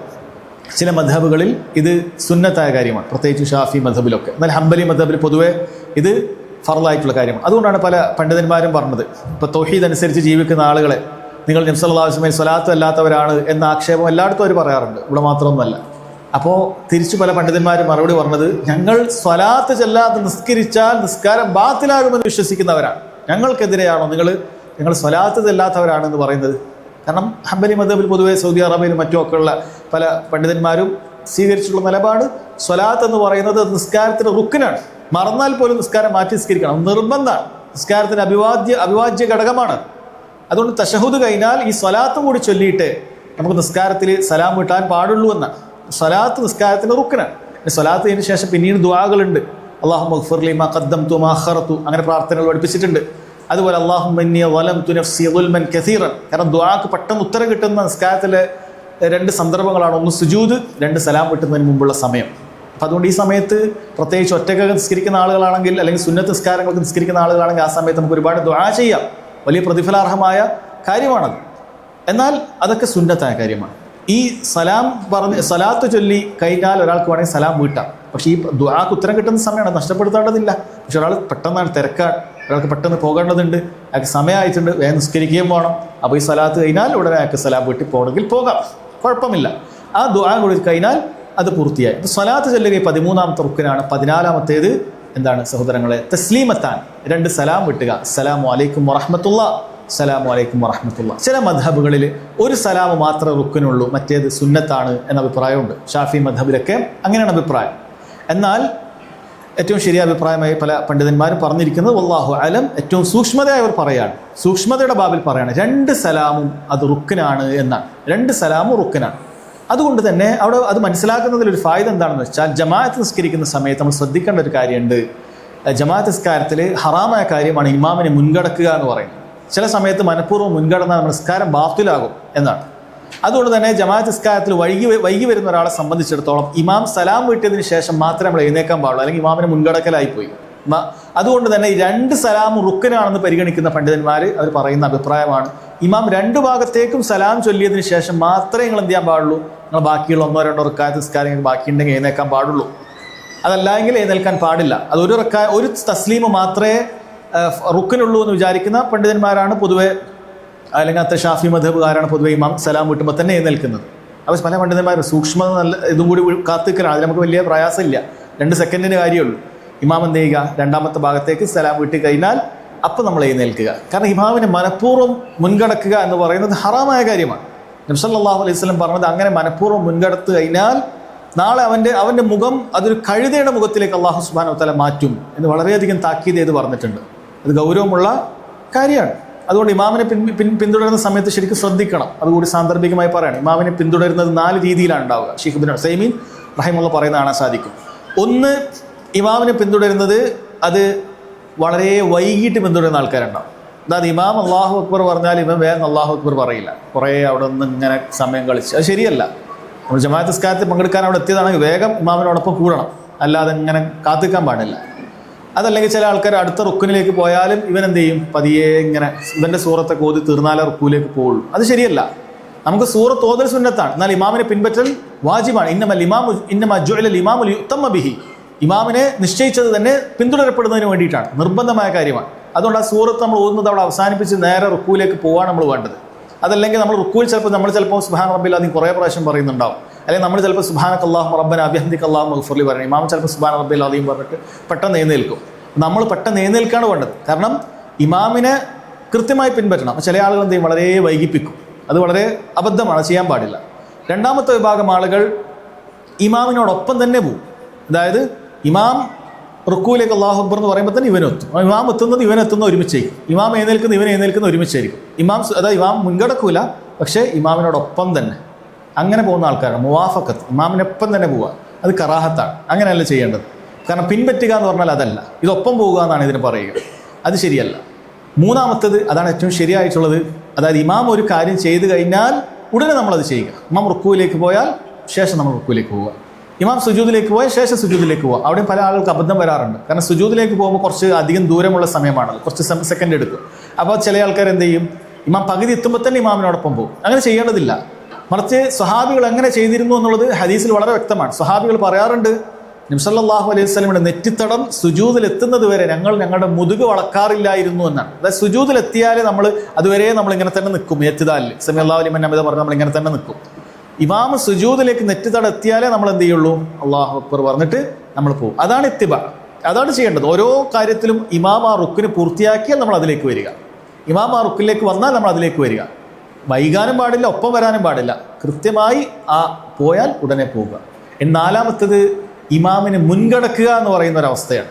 അത് ഹറാമായ കാര്യമാണ്. അത് ഇമാം പോകുന്നതിന് മുമ്പേ പോവുക.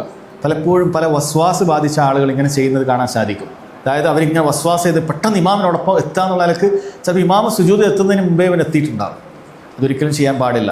മറിച്ച് ഇമാം അവിടെ എത്തിയതിന് ശേഷം മാത്രമേ പോകാൻ പാടുള്ളൂ. ഒരുമിച്ച് പോയാൽ അത് കറാഹത്താണ്, തെറ്റാണ്, ചെയ്യരുത്. പക്ഷേ ഇമാമിനെ മുൻകടന്നുകൊണ്ട് നമ്മൾ എത്തുകയാണ് എങ്കിൽ ഈ പറയുന്ന ഹദീസിലുള്ള താക്കീത് വന്നിട്ടുണ്ട്. അത് വളരെ ഗൗരവത്തിൽ മനസ്സിലാക്കേണ്ട കാര്യമാണ്. ഇതോടുകൂടി നിസ്കാരത്തിൻ്റെ 14 റുക്കനുകൾ കഴിഞ്ഞിട്ടുണ്ട്. ഇനിയുള്ളത് നിസ്കാരത്തിലെ വാജിബുകളാണ്. എന്താണ് റുക്കനും വാജിബുകളും തമ്മിൽ വ്യത്യാസം? രണ്ടും നിർബന്ധമാണെന്നുള്ള കാര്യത്തിൽ ഒരേപോലെയാണ്. മനഃപൂർവ്വം ഉപേക്ഷിച്ചാൽ റുക്കനാകട്ടെ, ഇനി പറയാൻ പോകുന്ന വാജിബുകളാകട്ടെ, നിസ്കാരം ബാത്തിലായി പോകും മനഃപൂർവ്വം ഉപേക്ഷിച്ചാൽ. എന്നാൽ മറന്നാൽ ഇത് രണ്ടും തമ്മിൽ ചില വ്യത്യാസമുണ്ട്. വാജിബുകൾ മറന്നാലും നിസ്കാരം ശരിയാകും. എന്നാൽ റുക്കനുകൾ മറന്ന് നിസ്കാരം കഴിഞ്ഞിട്ട് പിന്നെ കുറേ നേരം കഴിഞ്ഞിട്ടാണ് ഒരാൾക്ക് ഓർമ്മ വരുന്നത്, നിസ്കാരം മാറ്റി നിസ്കരിക്കണം. വാജിബിന് അതിൻ്റെ വിഷയമില്ല. അത് ഇൻഷാ അല്ലാഹ് സുജൂദ് സഹു പറയുമ്പോൾ ഒന്നുകൂടി ഞാൻ വിശദീകരിച്ച് പറയാം. റുക്കനും വാജിബും രണ്ടും മനഃപൂർവ്വം ഒഴിവാക്കിയാൽ നിസ്കാരം ബാത്തിലാവും. എന്നാൽ വാജിബുകൾ മറന്നുപോയാൽ സഹുവിൻ്റെ സുജൂദുണ്ട്, ഇനി അതും കൂടി മറന്നുപോയാൽ അയാളുടെ നിസ്കാരം ശരിയാകും. എന്നാൽ റുക്കനുകൾ മറന്നാൽ അങ്ങനെയല്ല. ആ റുക്കൻ എന്തായാലും ചെയ്യണം, എന്നിട്ട് സഹുവിൻ്റെ സുജൂദും ചെയ്യണം, എന്നാലും നിസ്കാരം ശരിയാവുകയുള്ളൂ. അതല്ലാതെ നിസ്കാരം ബാത്തിലാവും. ഇനി വാജിബുകൾ 8 എണ്ണമാണ്. ഇതിലും ഇതിൻ്റെ ഈ പറയാൻ പോകുന്ന വാജിബുകളിൽ ചില മദ്ഹബുകളിൽ ഇതിൽ ചിലപ്പോൾ സുന്നത്തായിട്ടുണ്ടാവാം. അതുകൊണ്ട് അതിൽ എണ്ണത്തിലൊക്കെ വ്യത്യാസം ഉണ്ടാകാം. വാജിബുകൾ 1 സഹോദരങ്ങളെ, ജമീഉ തക്ബീറാത്തി ഗൈറ തക്ബീറത്തുൽ ഇഹ്റാം. തക്ബീറത്തുൽ ഇഹ്റാം അല്ലാത്ത മുഴുവൻ തക്ബീറുകളും വാജിബുകളാണ്. ഏതാണ് മുഴുവൻ തക്ബീറുകൾ? നിസ്കാരത്തിൽ റുക്കൂയിലേക്ക് പോകുമ്പോൾ അല്ലാഹു അക്ബർ എന്ന് പറയുന്നുണ്ട്, സുജൂദിലേക്ക് പോകുമ്പോൾ അല്ലാഹു അക്ബർ എന്ന് പറയുന്നുണ്ട്, സുജൂദിൽ നിന്ന് ഉയരുമ്പോൾ അല്ലാഹു അക്ബർ, വീണ്ടും സുജൂദിലേക്ക് പോകുമ്പോൾ അല്ലാഹു അക്ബർ, അടുത്ത റക്അത്തിലേക്ക് വരുമ്പോഴും അല്ലാഹു അക്ബർ. ഈ തക്ബീറുകളാണ്, ഒരു റക്അത്തിലെ കാര്യമാണ് ഞാൻ പറഞ്ഞത്, ഈ തക്ബീറുകളാണ് തക്ബീറത്തു ഗൈറു തക്ബീറത്തുൽ തക്ബീറത്തുൽ ഇന്തിഖാൽ എന്ന് പറയുന്നത്. ഒരവസ്ഥ ഒരു റുക്കിനിൽ നിന്നും അടുത്ത റുക്കിനിലേക്ക് പോകുമ്പോൾ പറയുന്ന തക്ബീർ, ഇത് വാജിബാണ്. എന്ന് വെച്ചാൽ മനഃപൂർവ്വം ഒരാൾ ഉപേക്ഷിച്ചാൽ നിസ്കാരം ഉടനെ ബാത്തിലായി. റുക്കൂലേക്ക് പോകുമ്പോൾ ഒന്നും പറയാതെ മനഃപൂർവ്വം ഒരാൾ പോയാൽ നിസ്കാരം ബാത്തിലായി. പിന്നെ സഹവിൻ്റെ സുജൂദൊന്നുമില്ല, മനഃപൂർവ്വം ഉപേക്ഷിച്ച ബാത്തിലായി, പിന്നെ മാറ്റി നിസ്കരിക്കേണ്ടി വരും. സുജൂദിലേക്ക് പോകുമ്പോൾ അല്ലാഹു അക്ബർ പറയാതെ മനഃപൂർവ്വം ഒരാൾ ചെയ്താൽ ബാത്തിലായി. എന്നാൽ മറന്നുപോയാലോ സഹവിൻ്റെ സുജൂദ് അവസാനം ചെയ്താൽ മതി. അതാണ് ഈ തക്ബീറത്തിൻ്റെ കാര്യം. ഇത് ചൊല്ലുമ്പോൾ ശ്രദ്ധിക്കേണ്ട ഒരു കാര്യമുണ്ട്. ഇത് ഈ ഇന്തിഖാലിലാണ് ചൊല്ലാൻ പരമാവധി ശ്രദ്ധിക്കേണ്ടത്. അഥവാ റുക്കൂയിലേക്ക് പോകുമ്പോഴാണ് നമ്മൾ അല്ലാഹു അക്ബർ എന്ന് പറയേണ്ടത്. നേരെ നിന്നിട്ട് അല്ലാഹു അക്ബർ എന്ന് പറഞ്ഞിട്ട് റുക്കൂയിലേക്ക് പോകലുമല്ല, അല്ലെങ്കിൽ റുക്കൂയിൽ എത്തിയതിന് ശേഷം അല്ലാഹു അക്ബർ എന്ന് പറയലുമല്ല. ഇതിനിടയിൽ നമ്മൾ പറയാൻ ശ്രദ്ധിക്കുക. സുജൂദിൽ പോകുമ്പോഴും അങ്ങനെ തന്നെയാണ്, സുജൂദിൽ പോകുമ്പോഴും അങ്ങനെ തന്നെയാണ്. ചില ഇമാമുമാർക്ക് ഈ വിഷയത്തിൽ അബദ്ധം പറ്റാറുള്ളത് ഷെയ്ഖ് ഇബ്നു ഉസൈമീൻ റഹിമഹുല്ലാഹ് അദ്ദേഹത്തിൻ്റെ ഒരുപാട് ഗ്രന്ഥങ്ങളിൽ പറഞ്ഞിട്ടുണ്ട്. അദ്ദേഹം പറയുകയാണ്, ചില ഇമാമുമാർ ചിലപ്പോൾ മൈക്ക് ഇങ്ങനെ സ്റ്റാൻഡിങ് ആയിരിക്കും, അതുകൊണ്ട് തന്നെ മൈക്കിൻ്റെ കണക്ഷൻ പോകാതിരിക്കാൻ അല്ലാഹു അക്ബർ എന്ന് പറഞ്ഞിട്ടായിരിക്കും പിന്നെ റുക്കൂയിലേക്ക് പോവുക. അല്ലെങ്കിൽ വേറെ ചില ആൾക്കാർ സുജൂദിലേക്കും അടുത്ത മൈക്ക് ഉണ്ടാവുക, അപ്പോൾ സുജൂദിലേക്ക് എത്തി നെറ്റി തടക്കെ വെച്ചതിന് ശേഷം അല്ലാഹു അക്ബർ എന്ന് പറയും. രണ്ടും ശരിയല്ല, മറിച്ച് ഇതിനിടയിലാണ് അല്ലാഹു അക്ബർ എന്ന് പറയേണ്ടത്. അപ്പോൾ ചില ഇമാമുമാർ അതിന് അങ്ങനെ ഒരു ഗവേഷണം നടത്താനുള്ള കാരണം, മഅ്മൂമിങ്ങൾ ഒരിക്കലും നമ്മളെ മുൻകടക്കാൻ പാടില്ല എന്ന് വിചാരിച്ചിട്ടാണ്. അപ്പോൾ സുജൂദിലേക്ക് പോയിട്ട് പറഞ്ഞാൽ പിന്നെ ആരും മുൻകടക്കൂലല്ലോ. പറയുന്നത് അങ്ങനെയുള്ള ഗവേഷണം നടത്തേണ്ടതില്ല, പക്ഷേ ആദ്യം നമ്മൾ നമ്മുടെ നിസ്കാരം ശരിയാക്കാനാണ് നോക്കേണ്ടത്. മഅ്മൂമിങ്ങൾ അത് വേറെ പഠിക്കട്ടെ, ഇമാം അവിടെ സുജൂദിൽ എത്തിയാലേ പോകാൻ പാടുള്ളൂ എന്നുള്ളത് വേറെ മനസ്സിലാക്കട്ടെ. അപ്പോൾ നമ്മൾ മനസ്സിലാക്കേണ്ട ചുരുക്കം ഇതിനിടയിലാണ് തക്ബീർ ചൊല്ലേണ്ടത്. അതിന് ഇമാം ഇബ്നു ഉസൈമീൻ റഹിമഹുല്ലാഹ് പറയുന്നത്, ചെറിയ ഭാഗം ചിലപ്പോൾ അല്ലാഹു അക്ബർ പറയുമ്പോൾ അല്ലാഹു അക്ബർ, ചെറിയ ഭാഗം ചിലപ്പോൾ സുജൂദിലേക്ക് എത്തിയേക്കാം, അത് കുഴപ്പമില്ല, കാരണം ചിലപ്പോൾ അത് ഒഴിവാക്കാൻ പ്രയാസമായിരിക്കും. എന്നാൽ ഇങ്ങനെ തെറ്റിദ്ധരിക്കരുത്, സുജൂദിൽ എത്തിയിട്ട് അല്ലാഹു അക്ബർ പറഞ്ഞാൽ മതി, അല്ലെങ്കിൽ ആദ്യമേ അല്ലാഹു അക്ബർ പറഞ്ഞിട്ടാണ് സുജൂദിലേക്ക് പോകേണ്ടത്, അങ്ങനെ തെറ്റിദ്ധരിക്കേണ്ടതില്ല. ഇന്തിഖാൽ എന്ന് പറഞ്ഞാൽ ആ പോകുന്ന മൂവ്മെൻറ്റിലാണ് പറയേണ്ടത്. അതാണ് തക്ബീറത്തു അൽ ഇന്തിഖാൽ. അത് തക്ബീറത്തുൽ ഇഹ്റാം ഒഴികെ ബാക്കിയെല്ലാം അങ്ങനെ തന്നെയാണ്. രണ്ടാമത്തേത് റുക്കൂ നമ്മൾ പറഞ്ഞിട്ടുണ്ട്. അവിടെ സുബ്ഹാന റബ്ബിയൽ അലീം എന്ന് ഒരു പ്രാവശ്യം പറയുക അത് വാജിബാണ്. ഒരു പ്രാവശ്യം പോലും ഒരാൾ പറഞ്ഞിട്ടില്ലെങ്കിൽ നിസ്കാരം ശരിയാവുകയില്ല, വാജിബാണ്. അതിന് പകരം ഇനി വേറെ തസ്ബീഹുകൾ ചൊല്ലിയാലും മതിയാകുന്നതാണ്. സുബ്ഹാനകല്ലാഹുമ്മ റബ്ബന വബിഹംദിക അല്ലാഹുമ്മ ഗ്ഫിർലി സുബ്ബൂഹുൻ ഖുദ്ദൂസുൻ റബ്ബുൽ മലായികത്തി വറൂഹ് തുടങ്ങിയ പല പ്രാർത്ഥനകളും ഇൻഷാ അല്ലാഹ് പ്രാർത്ഥനയുടെ കിതാബുകളിൽ കാണാൻ പറ്റും. അതിൽ വ്യത്യസ്ത പ്രാർത്ഥനകൾ പഠിക്കാൻ ശ്രദ്ധിക്കുക. ഓരോ നിസ്കാരത്തിൽ നമ്മൾ ഓരോന്ന് ചൊല്ലുകയാണെങ്കിൽ നിസ്കാരം കൂടുതൽ ശ്രദ്ധയുള്ള നിസ്കാരമാകും, യാന്ത്രികതയിൽ നിന്ന് നമുക്ക് രക്ഷപ്പെടാൻ സാധിക്കും. അതുപോലെ വ്യത്യസ്ത സുന്നത്തുകൾ പാലിക്കുന്നതിൻ്റെ പ്രതിഫലം നമുക്ക് ലഭിക്കും. ഓരോന്നിലെ അർത്ഥവും തേട്ടവും ഒക്കെ വ്യത്യസ്തവുമാണ്. അതാണ് രണ്ടാമത്തത്. മൂന്നാമത്തത് സമി അല്ലാഹു ലിമൻ ഹമിദ എന്ന് പറയലാണ്. എന്നാൽ ഇത് ഇമാമിനും ഒറ്റയ്ക്ക് നിസ്കരിക്കുന്ന ആളുകൾക്കും മാത്രമേ ഇത് എന്തായിട്ടുള്ളൂ, വാജിബായിട്ടുള്ളൂ. ഇമാം എഴുന്നേൽക്കുമ്പോൾ സമി അല്ലാഹു ലിമൻ ഹമിദ പറയണം. നമ്മൾ ഒറ്റയ്ക്ക് നിസ്കരിക്കുന്ന വേളയിൽ ഫർളാകട്ടെ സുന്നത്താകട്ടെ എഴുന്നേൽക്കുമ്പോൾ സമി അല്ലാഹു ലിമൻ ഹമിദ പറയണം. എന്നാൽ മഅ്മൂമിങ്ങളെ സംബന്ധിച്ചിടത്തോളം നിസ്കാരക്കാർ 3 തരക്കാരാണ്. ഒന്നുകിൽ ഇമാമായിരിക്കും, അല്ലെങ്കിൽ ഒറ്റയ്ക്ക് നിസ്കരിക്കുന്നവരായിരിക്കും, അല്ലെങ്കിൽ തുടർന്ന് നിസ്കരിക്കുന്നവരായിരിക്കും. നാലാമതൊരു ഇനമില്ല. എന്നാൽ മഅ്മൂമികളായി നമ്മൾ നിസ്കരിക്കുകയാണ് എങ്കിൽ നമ്മൾ ഉയരുന്ന സമയത്ത് നമ്മൾ സമി അല്ലാഹു ലിമൻ ഹമിദ പറയേണ്ടതില്ല. അഭിപ്രായ വ്യത്യാസമുണ്ട്, പക്ഷേ ഇതിൻ്റെ ഹദീസ് വളരെ വ്യക്തമാണ്. നബി സല്ലല്ലാഹു അലൈഹി വസല്ലം പറഞ്ഞു, ഇദാ ഖാലൽ ഇമാമു സമി അല്ലാഹു ലിമൻ ഹമിദ ഫഖൂലു റബ്ബനാ വലക്കൽ ഹംദ്. ഇമാം സമി അല്ലാഹു ലിമൻ ഹമിദ എന്ന് പറഞ്ഞാൽ നിങ്ങൾ റബ്ബനാ വലക്കൽ ഹംദ് എന്ന് പറയുക. അത് നബി സല്ലല്ലാഹു അലൈഹി വസല്ലം പറഞ്ഞതാണ്. ഇബ്നു ഉസൈമീൻ റഹിമഹുല്ലാഹ് വിശദീകരിക്കുന്നത് അതിനർത്ഥം നിങ്ങൾ അപ്പോൾ അതാണ് പറയേണ്ടത് എന്ന് കൃത്യമായി പഠിപ്പിക്കുകയാണ്. അപ്പോൾ നമ്മൾ എഴുന്നേൽക്കുന്ന സമയത്ത് നമ്മൾ എന്ത് ചെയ്യണം? റബ്ബനാ വലക്കൽ ഹംദ് എന്ന് പറഞ്ഞിട്ട് എഴുന്നേൽക്കണം. അല്ലെങ്കിൽ നിങ്ങൾ ഹറമിലൊക്കെ കേട്ടിട്ടുണ്ടാവും, ഇമാം സമി അല്ലാഹു ലിമൻ ഹമിദ എന്ന് പറയുമ്പോൾ വിളിച്ചു പറയുന്ന ആൾ റബ്ബനാ വലക്കൽ ഹംദ് എന്നാണ് പറയുന്നത്. കാരണം ഇമാം അത് പറഞ്ഞാൽ നമ്മളതാ പറയേണ്ടതെന്നാണ് മഅ്മൂമീങ്ങൾ. അപ്പോൾ നമ്മൾ എഴുന്നേൽക്കുന്ന സമയത്ത് നമ്മൾ റബ്ബനാ വലക്കൽ ഹംദ് എന്ന് പറയണം. അപ്പോൾ ഇമാം എഴുന്നേറ്റു സമി അല്ലാഹു ലിമൻ ഹമിദ പറഞ്ഞു, നമ്മൾ റബ്ബനാ വലക്കൽ ഹംദ് എന്നാണ് പറയുന്നത്. ഇനി റബ്ബനാ വലക്കൽ ഹംദ് എന്ന് പറയുന്നത് 4ാമത്തെ വാജിബാണ്. അതെല്ലാവരും പറയേണ്ടതുണ്ട്. എല്ലാവരും എന്ന് പറഞ്ഞാലാണ് ഈ 3 ആൾക്കാരും പറയേണ്ടതുണ്ട്. അതിൻ്റെ സ്ഥലം വ്യത്യാസപ്പെടുന്നു മാത്രം. ഇമാമാണെങ്കിൽ എഴുന്നേറ്റ് നിന്നതിന് ശേഷമാണ് റബ്ബനാ വലക്കൽ ഹംദ് എന്ന് പറയുന്നത്. ഒറ്റയ്ക്ക് നിസ്കരിക്കുന്ന ആളും എഴുന്നേറ്റ് നിന്നതിന് ശേഷമാണ് റബ്ബനാ വലക്കൽ ഹംദ് എന്ന് പറയുന്നത്. എന്നാൽ നമ്മൾ പറഞ്ഞു മഅ്മൂമീങ്ങൾ റബ്ബനാ വലക്കൽ ഹംദ് എന്ന് പറയുന്നത് ഉയരുന്ന സമയത്താണ്. ആ ഒരു സ്ഥലത്തിൻ്റെ വ്യത്യാസം മാത്രം. പക്ഷെ എല്ലാവരും ഇത് പറയണം, അത് വാജിബായ കാര്യമാണ്. പിന്നെ അതിനുശേഷം മിൽ അസ്സമാവാതി വമിൽ അൽ അർദി വമിൽ അമാ ശൈത മിൻ ഷൈഇൻ ബഅദ് എന്ന് തുടങ്ങുന്ന ആ ദിക്ർ ഇതിന് ശേഷം പറയേണ്ടതാണ്. അത് സുന്നത്താണ്. റബ്ബന വലക്കൽ ഹംദ് എന്ന് പറയുന്ന ഭാഗം എന്താണ്? അത് വാജിബായ കാര്യമാണ്. അതിനുശേഷം സുജൂദിൽ സുബ്ഹാന റബ്ബിയൽ അഅല എന്ന് ഒരു പ്രാവശ്യം പറയൽ വാജിബാണ്. ഒരു പ്രാവശ്യം പറയണം. പിന്നെ അതിന് പകരം സുബ്ഹാനക അല്ലാഹുമ്മ റബ്ബന ബിഹംദിക അല്ലാഹുമ്മ ഗ്ഫിർലി പോലെയുള്ള കാര്യങ്ങൾ പറഞ്ഞാലും അത് മതിയാകുന്നതാണ്.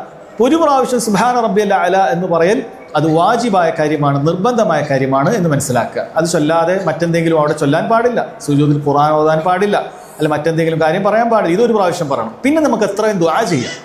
ഫർളിലും ചെയ്യാം, സുന്നത്തിലും ചെയ്യാം. പല ആളുകളും ചോദിക്കുന്ന സംശയമാണ്, അവിടെ മലയാളത്തിൽ ചൊല്ലാൻ പറ്റുമോ, ദുആ ചെയ്യാൻ പറ്റുമോ? പലരും ആവർത്തിച്ച് ചോദിക്കാറുണ്ട്. പണ്ഡിതന്മാർ പറയുന്നത് അറബി വശമുള്ള ആളുകൾ അറബിയിൽ തന്നെ ദുആ ചെയ്യണം. അറബിയിലുള്ള ദുആകൾ നിങ്ങൾ പരിശോധിച്ചാൽ, റസൂലുള്ളാഹി സ്വല്ലല്ലാഹു അലൈഹി വസല്ലം ദുആകൾ പരിശോധിച്ചാൽ അത് പഠിക്കാൻ തുടങ്ങിയാൽ എനിക്ക് മലയാളത്തിൽ ചോദിക്കണോ എന്ന് നിങ്ങൾ ചോദിക്കൂല. കാരണം നമുക്ക് വേണ്ട മുഴുവൻ കാര്യങ്ങൾ റസൂലുള്ളാഹി സ്വല്ലല്ലാഹു അലൈഹി വസല്ലം പഠിപ്പിച്ചു തന്നിട്ടുണ്ട്. അത്രയും ജാമിആയ മാനിആയ, അതായത് ചെറിയ വാക്കുകൾ ഒരുപാട് ആശയങ്ങൾ ഉൾക്കൊള്ളുന്നതായ, നമുക്കിനി വേറെ പറയേണ്ടതാത്ത വിധം അത്രയും എളുപ്പമുള്ള ദുആകളാണ് റസൂലുള്ളാഹി സ്വല്ലല്ലാഹു അലൈഹി വസല്ലം പഠിപ്പിച്ചത്. നമ്മൾ പഠിക്കുന്നില്ല എന്ന് മാത്രം. അതുകൊണ്ടാണ് പലപ്പോഴും മലയാളത്തിൻ്റെ കാര്യം ചോദിക്കുന്നത്. അതുകൊണ്ട് അറബി തന്നെ പഠിക്കുക.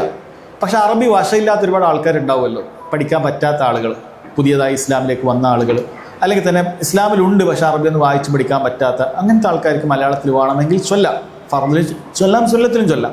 പക്ഷെ ജമാഅത്ത് നിസ്കരിക്കുന്ന സമയത്ത് കുറേ നേരം ദുആ ചെയ്ത് ഇമാമിനെ പിന്തിക്കാൻ പാടില്ല. അത് നമ്മൾ പ്രത്യേകം പറഞ്ഞു. ഇമാമ് ചിലപ്പോൾ ഒരു പ്രാവശ്യം സുബ്ഹാന റബ്ബിയൽ അഅല പറഞ്ഞിട്ട് ഇമാം ഉയർന്നാൽ പോലും നമ്മൾ ഉയരണം. അല്ലെ 3 പ്രാവശ്യം ചൊല്ലണ്ടേ? അല്ലെ 3 പ്രാവശ്യം ചൊല്ലൽ സുന്നത്താണ്. അത് നമ്മൾ നോക്കരുത്. മറിച്ച് എന്ത് ചെയ്യണം? ഇമാമിനെ പിൻപറ്റണം. ഇന്നമാ ജുഇലൽ ഇമാമു ലിയുത്തമ്മ ബിഹി, ഇമാമാണ് കാര്യം. അതുകൊണ്ട് അത് പ്രത്യേകം ശ്രദ്ധിക്കണം. അടുത്തത് ഇടയിലിരുത്തത്തിൽ റബ്ബി ഗഫിർലി, റബ്ബി ഗഫിർലി, ഇടയിലിരുത്തത്തിൽ നമ്മളത് പറയാം. അത് അത്രയും പറഞ്ഞാൽ തന്നെ അത് മതിയായതാണ്. അതിനോടൊപ്പം റബ്ബി ഗഫിർലി വർഹംനി വജ്ബുർനി വർസുഖ്നി വആഫിനി എന്ന റിവായത്തുണ്ട്. അതിൻ്റെ സനദിൽ ചില പണ്ഡിതന്മാർക്കുള്ള അഭിപ്രായ വ്യത്യാസമുണ്ട്. ചിലർ അതിൽ ദുർബലതയുണ്ടെന്ന് പറഞ്ഞവരുണ്ട്. എന്നാൽ കുഴപ്പമില്ല, നല്ല ആശയമുള്ള അർത്ഥമാണ്, അത് സഹിയാണ് എന്ന് പറഞ്ഞ ഉലമാക്കളുമുണ്ട്. എന്ത് തന്നെയായാലും റബ്ബി ഗഫിർലി, റബ്ബി ഗഫിർലി എന്ന് പറഞ്ഞാൽ തന്നെ അവിടെ മതിയായതാണ്. അത് എത്രയും പറയാം, 2 പ്രാവശ്യമൊന്നുമില്ല. റബ്ബി ഗഫിർലി എന്നുള്ളത് എത്രയും പറയാം. അത് ഇങ്ങനെ ആവർത്തിച്ച് പറയാം. 2 പ്രാവശ്യം പറയുക എന്നുള്ള ഹദീസിൽ വന്നതെല്ലാം പണ്ഡിതന്മാർ പറയുന്നത്. അതുകൊണ്ട് ഉദ്ദേശിക്കുന്നത് തിക്റാറാണ്, ആവർത്തിച്ച് പറയുക എന്നുള്ള, 2ൽ നിർത്തുക എന്നുള്ളതല്ല. ഇമാം എത്ര നേരമാണോ ഇരിക്കുന്നത് അത്രയും നേരം നമ്മൾ പറയാം. അത് ശ്രദ്ധിക്കേണ്ട കാര്യമാണ്. ഇപ്പോൾ റുക്കൂയിൽ നമ്മൾ 3 പ്രാവശ്യം പറഞ്ഞാൽ ചിലപ്പോൾ ചില ഇമാമുകൾ കുറച്ചധികം നേരം പറയുന്നുണ്ടെങ്കിൽ നമ്മൾ നിർത്തരുത്. നമ്മൾ പിന്നെയും സുബ്ഹാന റബ്ബിൽ അലീം പറഞ്ഞുകൊടുക്കണം. സുജൂദിൽ നമ്മൾ പിന്നെയും സുബ്ഹാന റബ്ബിൽ അഅല പറഞ്ഞുകൊണ്ടിരിക്കണം. ഇടയിലിരുത്ത് നമ്മൾ പിന്നെയും റബ്ബി ഗഫിർലി, റബ്ബി ഗഫിർലി നമ്മൾ പറഞ്ഞുകൊണ്ടേ ഇരിക്കണം. നമ്മൾ നിർത്തേണ്ടതില്ല. കാരണം നിസ്കാരത്തിൽ ഒന്നുകിൽ നമ്മൾ പറയണം, അല്ലെങ്കിൽ നമ്മൾ ശ്രദ്ധിച്ച് കേൾക്കണം. ഇങ്ങനെയുള്ള അവസ്ഥയേ ഉള്ളൂ. അതല്ല നമ്മൾ മിണ്ടാതെ ഒന്നുമില്ലാതെ നിൽക്കുന്നൊരവസ്ഥയില്ല. ഇപ്പോൾ ഇമാം ഓതുന്ന സമയത്ത് നമ്മൾ ശ്രദ്ധിച്ച് കേൾക്കേണ്ട സമയമാണ്. അതല്ലാത്ത സമയത്തൊക്കെ നമ്മൾ ഓതണം. ഇപ്പോൾ സുന്നത്ത് ഫർള് നിസ്കാരത്തിൽ തന്നെ ളുഹർ അസറിലൊക്കെ നമ്മൾ ചിലപ്പോൾ ചെറിയ സൂറത്ത് ഓതി, ഇമാമ് ചിലപ്പോൾ വലിയ സൂറത്ത് ഓതുന്നുണ്ടാവും. ഇമാമ് വല്ലയിലേക്ക് ഓതുന്നുണ്ടാവും. നമ്മൾ ചിലപ്പോൾ കുല്ലു അല്ലാഹു അത് ഓതിയിട്ട് പിന്നെ നമ്മുടെ ബാക്കി ഉണ്ടാവും. അങ്ങനെ മിണ്ടാതിക്കലല്ല, നമ്മൾ അടുത്ത സൂറത്ത് ഓതുക, അടുത്ത സൂറത്ത് ഓതുക. ഇമാം എപ്പോഴാണ് റുക്കൂലേക്ക് പോകുന്നത് അത്രയും നേരം നമ്മൾ അടുത്ത സൂറത്ത് ഓതിക്കൊണ്ടേയിരിക്കുക. അതാണ് ചെയ്യേണ്ടത്. എന്നാൽ ഇമാം ഓതുന്ന സമയത്ത് നമുക്ക് ഫാത്തിഹ മാത്രം ഓതി പിന്നെ ഒന്നും ഓതാതിരുന്നാൽ മതി. ഇതാണ് 6ാമത്തെ വാജിബ് റബ്ബി ഗഫിർലി എന്ന് പറയാം. 7ാമത്തത് അത്തശഹുദുൽ അവ്വൽ. ഇത് എല്ലാ നിസ്കാരത്തിനും ഇല്ല. 3 റക്അത്തോ 4 റക്അത്തോ ഉള്ള നിസ്കാരത്തിന് മാത്രമേ അത്തശഹുദുൽ അവ്വൽ ഉള്ളൂ. കാരണം അതല്ലെങ്കിൽ അത് തശഹുദുൽ അഖീറാണ്. 2 റക്അത്തുള്ള നിസ്കാരത്തിന് അവസാനത്തെ ഒരു തശഹുദേ ഉള്ളൂ. അപ്പോൾ 1 എന്ന് പറയുന്നത് വേറെ ഇല്ല. അത് തന്നെയാണ് അവസാന റക്അത്തിൽ വരുന്നതാണ് തശഹുദുൽ അഖീർ എന്ന് പറയുന്നത്. എന്നാൽ 3 റക്അത്തോ 4 റക്അത്തോ ഉള്ള നിസ്കാരത്തിന് നമ്മൾ 2ാമത്തെ റക്അത്തിൽ ഇരിക്കുന്ന തശഹുദാണ് അത്തശഹുദുൽ അവ്വൽ എന്ന് പറയുന്നത്. ഇതും പ്രാർത്ഥന സെയിമാണ്. അത്തഹിയ്യാതു ലില്ലാഹ്, അസ്സലവാത്തു ത്വയ്യിബാത്തു, അസ്സലാമു അലൈക എന്ന് തുടങ്ങുന്ന ആ കാര്യം, അഷ്ഹദു അല്ലാ ഇലാഹ ഇല്ലല്ലാഹ് എന്ന് തുടങ്ങുന്നത് വരെയുള്ളതാണ് അത്തശഹുദ് എന്ന് പറയുന്നത്. 8ാമതായി പറയുന്നത് അൽ ജുലൂസു ലഹു, നേരത്തെ നമ്മൾ പറഞ്ഞത് അതിനു വേണ്ടി ഇരിക്കുക എന്നുള്ളതാണ്. ഈ 8 കാര്യങ്ങളാണ് വാജിബുകളായ കാര്യം. ഇപ്പോൾ നിസ്കാരത്തെക്കുറിച്ച് പറഞ്ഞപ്പോൾ അതിൻ്റെ ആദ്യം മുതൽ അവസാനം വരെ 14 അർക്കാനുകളും 8 വാജിബുകളും നമ്മൾ പറഞ്ഞിട്ടുണ്ട്. ഒന്നുകൂടി ഞാൻ ചുരുക്കി പറയുകയാണെങ്കിൽ, ഒരു റക്അത്തിൽ അല്ലാഹു അക്ബർ എന്ന് പറഞ്ഞ് നിൽക്കുക, ഇത് നിസ്കാരത്തിൻ്റെ 2 റുക്നുകളാണ്. നിൽക്കലും അല്ലാഹു അക്ബർ പറയലും, ഇത് രണ്ടും ഒരുമിച്ച് തന്നെ ഉണ്ടാവണം. അതാണ് ഒരുമിച്ച് പറഞ്ഞത്. അപ്പോൾ അത് ചെയ്യണം. പിന്നെ ഫാത്തിഹ റുക്നാണ്. അതിൻ്റെ ഇടയിൽ ദുആഉൽ ഇസ്തിഫ്താഹ് സുന്നത്താണ്. അതിനിടയിൽ ഫാത്തിഹ, ശേഷം ഫാത്തിഹ റുക്നാണ്. പിന്നെ സൂറത്ത് ഓതുക സുന്നത്താണ്. പിന്നെ അല്ലാഹു അക്ബർ എന്ന് പറയുക വാജിബാണ്. അപ്പോൾ ലാസ്റ്റ് പറഞ്ഞത്. പിന്നെ അതിൽ നിന്ന് ഉയരുക അല്ലാഹു അക്ബർ എന്ന് പറഞ്ഞ് സമി അല്ലാഹു ലിമൻ ഹമിദ എന്ന് പറഞ്ഞ് ഇമാമും പുറകിലുള്ള റബ്ബന വലക്കൽ ഹംദ് എന്ന് പറയലും അതൊക്കെ വാജിബാണ്. അവിടെയുള്ള പ്രാർത്ഥനകൾ സുന്നത്താണ്. പിന്നീട് സുജൂദിലേക്ക് അല്ലാഹു അക്ബർ എന്ന് പറഞ്ഞു പോകൽ അത് വാജിബായ കാര്യമാണ്.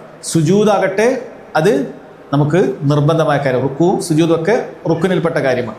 സുജൂദിൽ സുബ്ഹാന റബ്ബിയൽ അഅല എന്ന് പറയൽ അത് വാജിബായ കാര്യമാണ്. ഇടയിലിരുത്തം റുക്കിനാണ്, അവിടെയുള്ള പ്രാർത്ഥന വാജിബാണ്. ഇതിപ്പോൾ ഒരു റക്കായത്തായി. ഇതല്ലാത്ത ഇതിനിടയിൽ പറയുന്ന പല കാര്യങ്ങളും ബാക്കിയുള്ള കാര്യങ്ങൾ മുഴുവനും സുന്നത്താണ് എന്ന് വെച്ചാൽ അതിലേതെങ്കിലും ഒന്ന് ഒരാൾ ബോധപൂർവ്വം ഉപേക്ഷിച്ചാൽ പോലും നിസ്കാരം ബാത്തിലാവില്ല. അതിലേതെങ്കിലും ഒന്ന് ഒരാൾ മറന്നാൽ പോലും ഒരാൾ സഹവിൻ്റെ സുജൂദൊന്നും ചെയ്യേണ്ട ആവശ്യവും ഇല്ല. ഇതൊക്കെ നമ്മുടെ നിസ്കാരത്തിൻ്റെ പൂർത്തീകരണത്തിന് വേണ്ടി നിശ്ചയിച്ചതാണ്. ഇതൊക്കെ ചെയ്യുകയാണെങ്കിൽ കൂടുതൽ പ്രതിഫലം കിട്ടും. അതിലേതെങ്കിലും ഒന്ന് ഒഴിവാൽ നിങ്ങൾ കുറ്റക്കാരാവുന്നില്ല, നിങ്ങൾ നിസ്കാരം മാറ്റി നിസ്കരിക്കേണ്ടതില്ല, നിങ്ങൾക്ക് സഹവിൻ്റെ സുജൂദ് ചെയ്യേണ്ടതില്ല. ഏതുപോലെ ഒരാൾ സൂറത്ത് ഓതിയിട്ടില്ല, ഒരാൾ പ്രാരംഭ പ്രാർത്ഥന ചൊല്ലിയിട്ടില്ല, അതല്ലെങ്കിൽ സുബ്ഹാന റബ്ബിയൽ അദീം ഒരു പ്രാവശ്യമേ പറഞ്ഞിട്ടുള്ളൂ, 3 പ്രാവശ്യം പറഞ്ഞിട്ടില്ല, കുഴപ്പമില്ല, കാരണം ഒന്നേ വാജിബുള്ളൂ.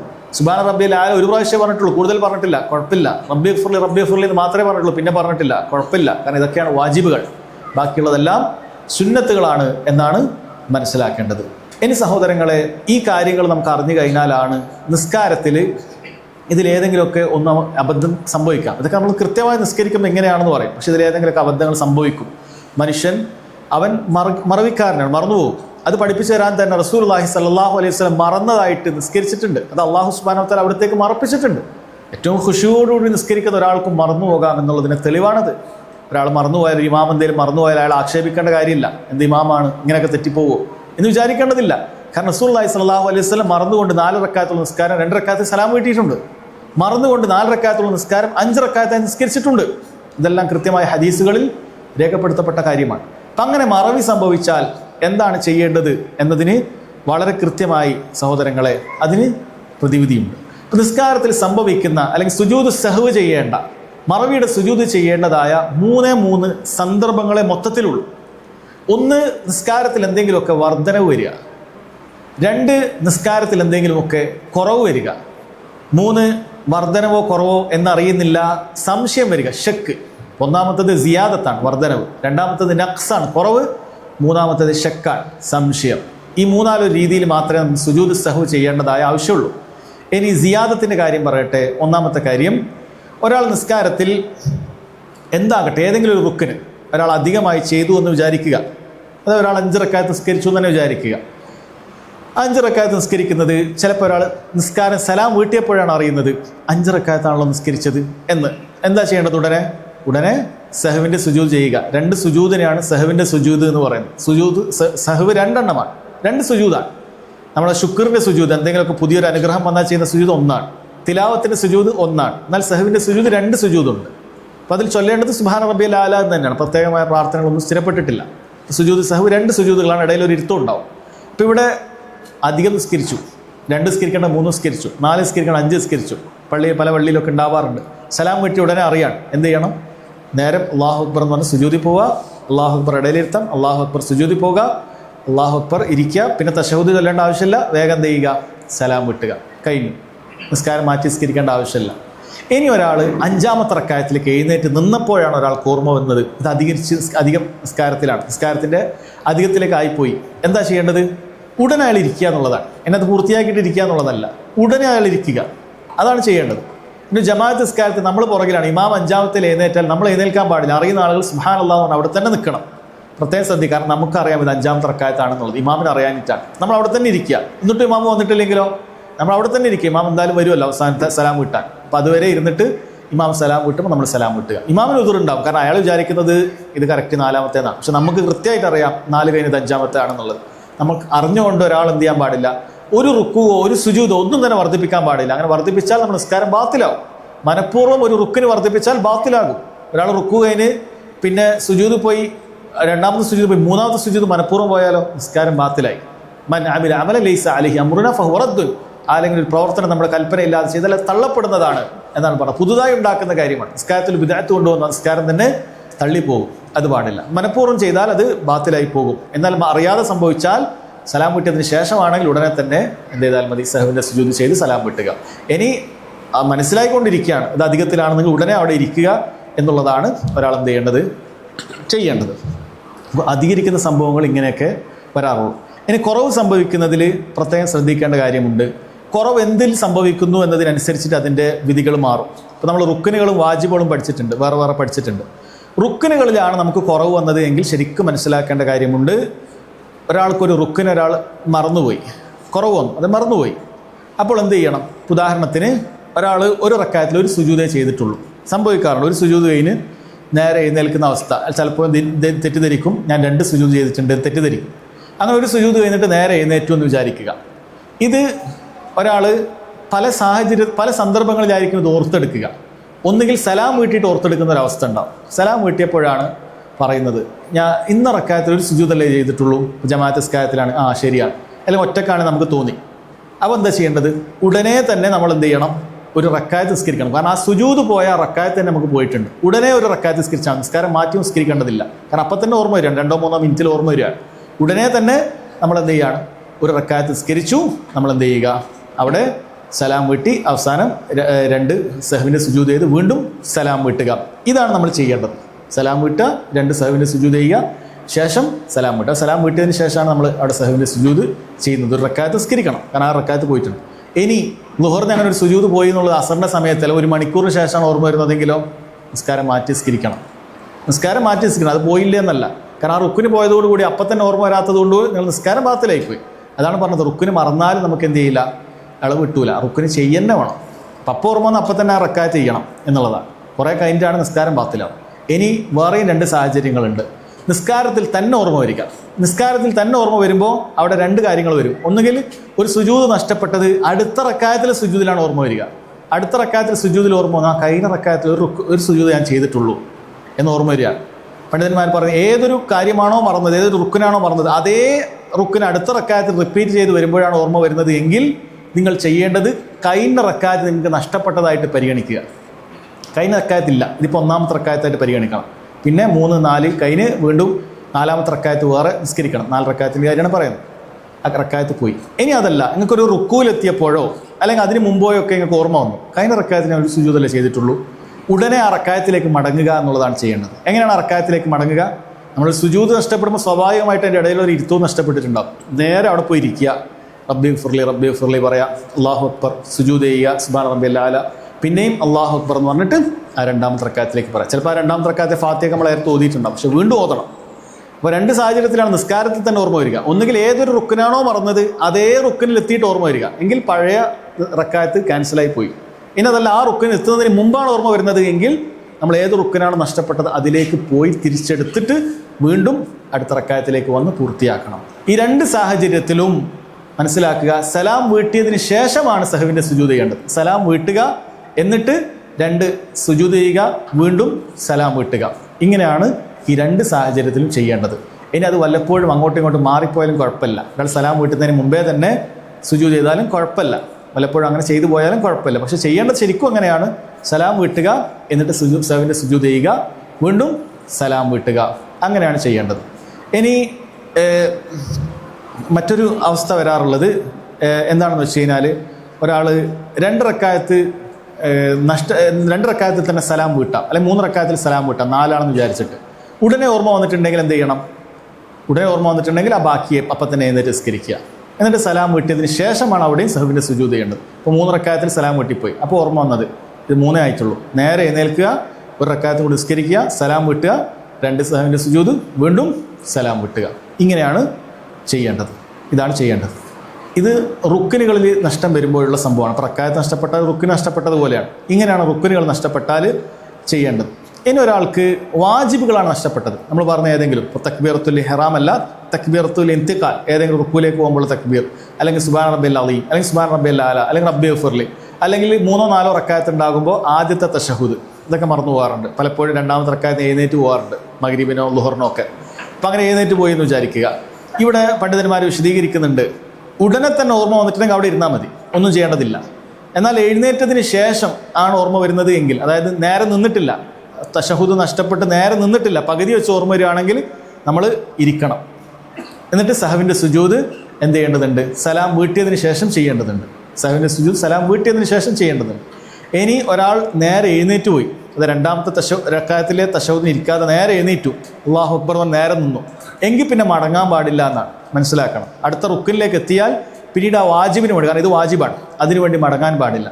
അവിടെ സലാം വീട്ടുന്നതിന് മുമ്പാണ് നമ്മൾ എന്ത് ചെയ്യുക? സഹവിൻ്റെ സുജൂദ് ചെയ്യുക. സലാം വീട്ടുന്നതിന് മുമ്പാണ് സഹവിൻ്റെ സുജൂദ് ചെയ്യുക. എവിടെയും കൺഫ്യൂഷനായിട്ട് ഒരാൾ സഹവിൻ്റെ സുജൂദ് അപ്പുറത്തോ ഇപ്പുറത്തോ ആയാൽ അത് കുഴപ്പമുള്ള കാര്യമല്ല. പക്ഷെ ശരിക്കും ചെയ്യേണ്ടത് എപ്പോഴാണ്? സലാം വീട്ടിയതിന് മുമ്പാണ്. കാരണം നമ്മൾ ആ ഒരു കുറവാണ് അവിടെ സംഭവിച്ചിട്ടുള്ളത്. നേരെ എഴുന്നേറ്റ് എന്നാൽ നമ്മൾ എന്ത് ചെയ്യുക? സലാം വീട്ടിയതിന് മുമ്പ് തന്നെ നമ്മൾ സഹവിൻ്റെ സുജൂദ് ചെയ്യുക, അങ്ങനെ ചെയ്യുക. അപ്പോൾ ഇമാം അങ്ങനെ എഴുന്നേറ്റ് നിന്നിട്ട് പിന്നെ നമ്മൾ സുബ്ഹാനല്ലാഹ് എന്ന് പറയേണ്ട ആവശ്യമില്ല. സുബ്ഹാനല്ലാഹ് ഒരിക്കൽ പ്രാവശ്യം പറഞ്ഞിട്ട് നമ്മൾ എഴുന്നേൽക്കുക ഇമാമിനോടൊപ്പം. കാരണം നേരെ നിന്ന ഇമാമിനെ സംബന്ധിച്ചിടത്തോളം ഒരിക്കലും വീണ്ടും സുജൂദിലേക്ക്, വീണ്ടും ഇടയിലിരുത്തത്തിലേക്ക്, തശഹുദിലേക്ക് വരിക എന്നുള്ളത് പാടില്ലാത്തതാണ്. കാരണം തശഹുദിൽ അവ്വൽ വാജിബായ കാര്യമാണ്.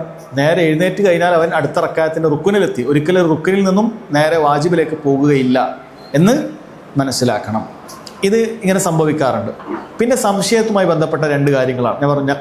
ഷക്ക് ഉണ്ടെന്ന് പറഞ്ഞു. സംശയം രണ്ട് രൂപത്തിലാണ് പണ്ഡിതന്മാർ പറയാം.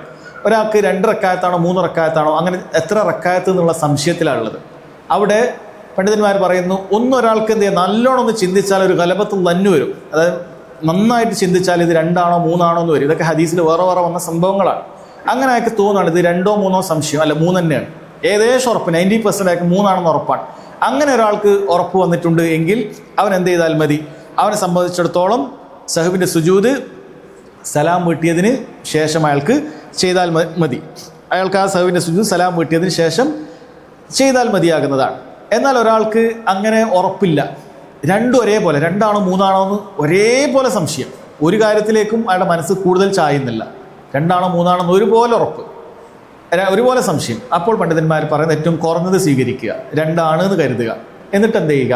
നിസ്കാരം ബാക്കി 2 റക്അത്ത് കൂടി നിസ്കരിച്ചിട്ട് അവിടെ സലാം വീട്ടുന്നതിന് മുമ്പാണ് അവിടെ സഹവിൻ്റെ സുജൂദ്. ഇതൊക്കെ ഞാൻ പറയുമ്പോൾ ചിലപ്പോൾ അങ്ങോട്ടും ഇങ്ങോട്ടൊക്കെ നിങ്ങൾക്ക് സംശയങ്ങൾ ഉണ്ടാകാം. അങ്ങനെ വല്ല സംശയങ്ങൾ വരികയാണെങ്കിൽ സഹവിൻ്റെ സുജൂദിൻ്റെ പൊസിഷൻ സലാം വീട്ടുന്നതിന് മുമ്പോ ശേഷമോ ഉള്ളത് മുസ്തഹബായ കാര്യം മാത്രമാണ്.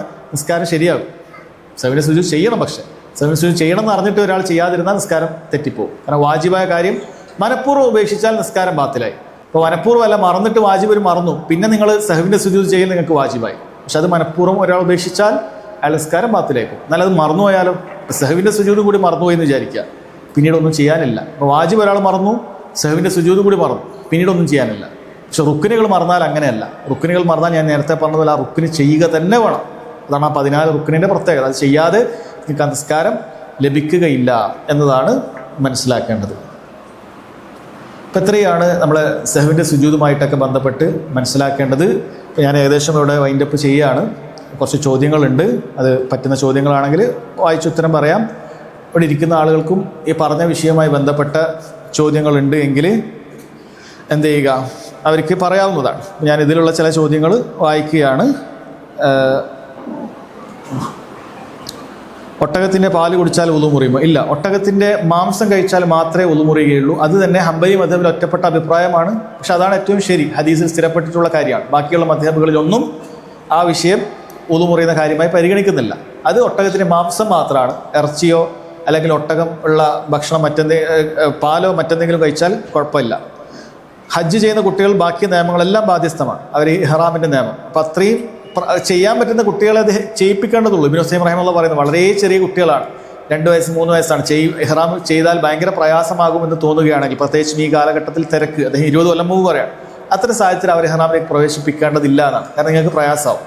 അതല്ല എങ്കിൽ 5 വയസ്സ് 6 വയസ്സൊക്കെ ഉള്ള കുട്ടികളെ ഒറ്റയ്ക്ക് ചെയ്യുകയാണെങ്കിൽ എല്ലാ നിയമവും അവർക്ക് ബാധ്യസ്ഥമാണ് എന്നാണ്.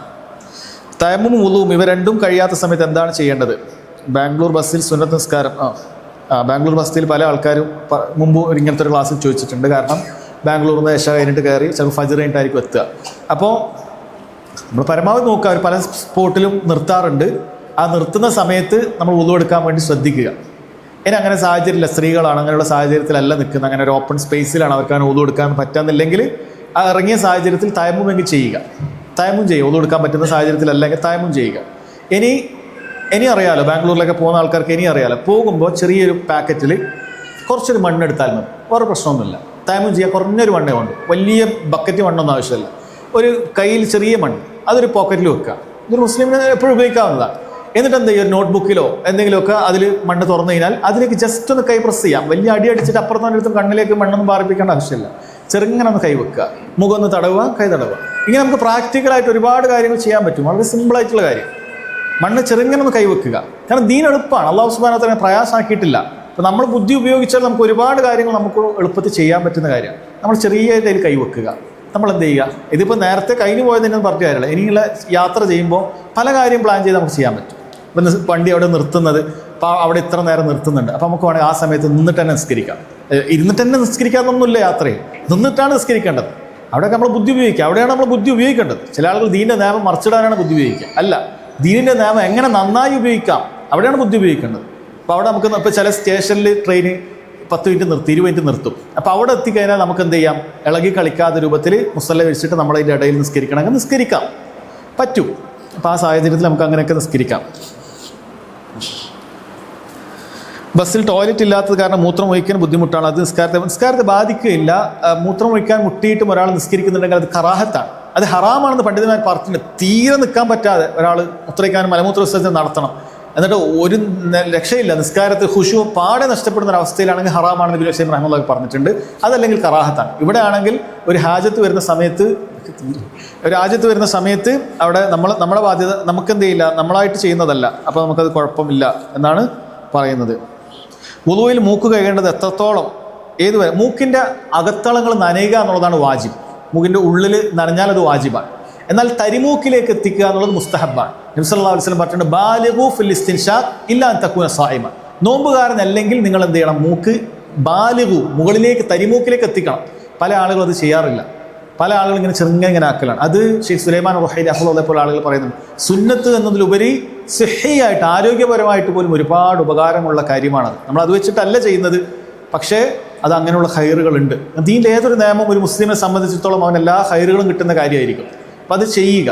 നോമ്പുകാരനാകുമ്പോൾ അത് ചെയ്യേണ്ടതില്ല എന്നാണ്. കാരണം അതിലൂടെ വെള്ളം എത്തി തൊണ്ടയിലെത്തി നോമ്പ് മുറിയാൻ സാധ്യതയുണ്ട്. അതല്ലെങ്കിൽ നന്നായിട്ടൊക്കെ വലിക്കുക. ചില ആൾക്കൊരു പ്രയാസമാണ്, പേടിയാണ്, അങ്ങനെ വലിച്ച് എന്തെങ്കിലും ആയിപ്പോൾ ഒന്നും ആവില്ല. നന്നായിട്ട് അങ്ങ് വലിച്ചു കഴിഞ്ഞാൽ മൂക്കിനകത്തിൻ്റെ തരിമൂക്കിലേക്ക് വെള്ളം എത്തും. അത് മുസ്തഹബാണ്. പക്ഷെ മൂക്കിൻ്റെ അകത്ത് ഉള്ളിൽ നനഞ്ഞാൽ അത് വാജിബ് വീടി. അതാണ് മനസ്സിലാക്കേണ്ടത്. വുളുവുള്ള ഒരാൾ മാംസം കഴിച്ചാൽ വീണ്ടും ഇല്ല, മാംസം ഒട്ടകത്തിൻ്റെ മാംസം മാത്രമാണ്. അവിടെ കൊഴുപ്പുണ്ടെങ്കിൽ നബി സല്ലല്ലാഹു അലൈഹി വസല്ലം വായ കഴുകാൻ പറഞ്ഞിട്ടുണ്ട്, അങ്ങനെ കൊഴുപ്പുള്ള വല്ല വസ്തുവാണെങ്കിൽ. നമസ്കാരത്തിനല്ലാതെ ഒരു സ്ത്രീക്ക് ഖുർആൻ ക്ലാസ് കേൾക്കാൻ ഇത് അഭിപ്രായ വ്യത്യാസമുള്ള വിഷയമാണ്.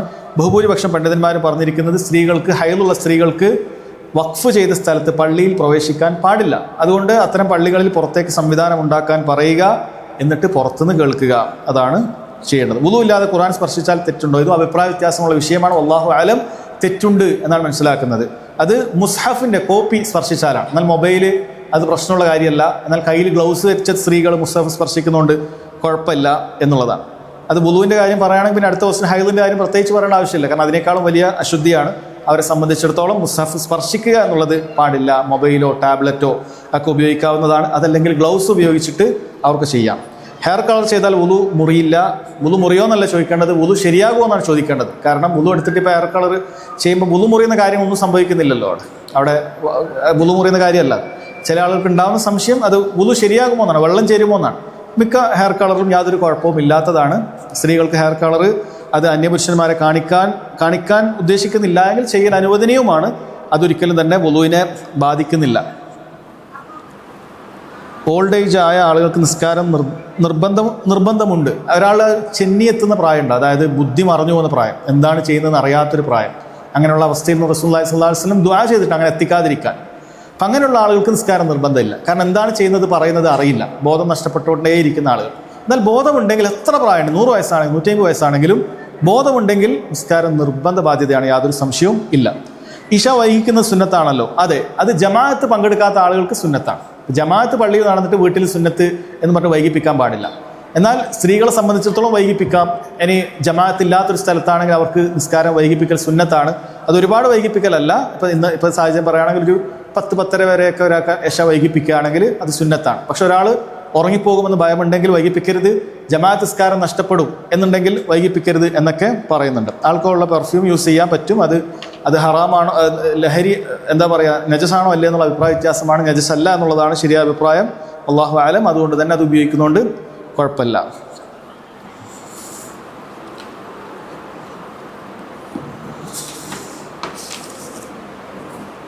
പുരുഷന്മാർക്ക് ആർക്കും ചോദ്യമില്ല.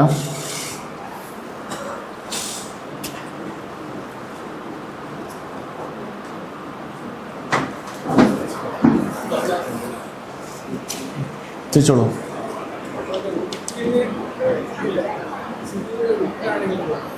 സുജൂദ്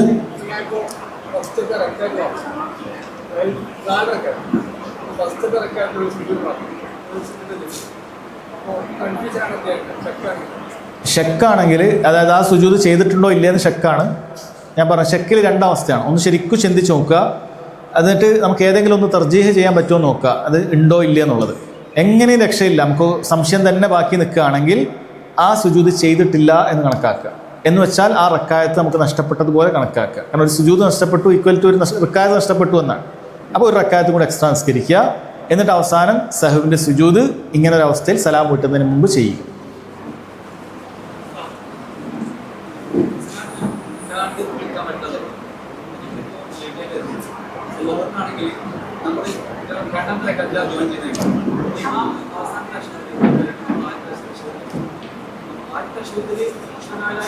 നമുക്ക് ഫുള്ള് ചൊല്ലാം. അതെ, ഫുള്ള് ചൊല്ലാം. അതെനിക്കൊരു സംശയം ഉണ്ടായി. ഞാനൊരു ഒരു പണ്ഡിതനോട് തന്നെ ചോദിച്ചിട്ടുണ്ട്. അദ്ദേഹം പറഞ്ഞത് നമ്മൾ പൂർണ്ണമായിട്ട് തന്നെ ചൊല്ലാമെന്ന്. സലാത്ത് അല്ല, നമ്മൾ എത്രയാണോ ചൊല്ലാൻ പറ്റുന്നത് അത്രയും ചൊല്ലാം, ഇമാം സലാം മുട്ടുന്നത് വരെ.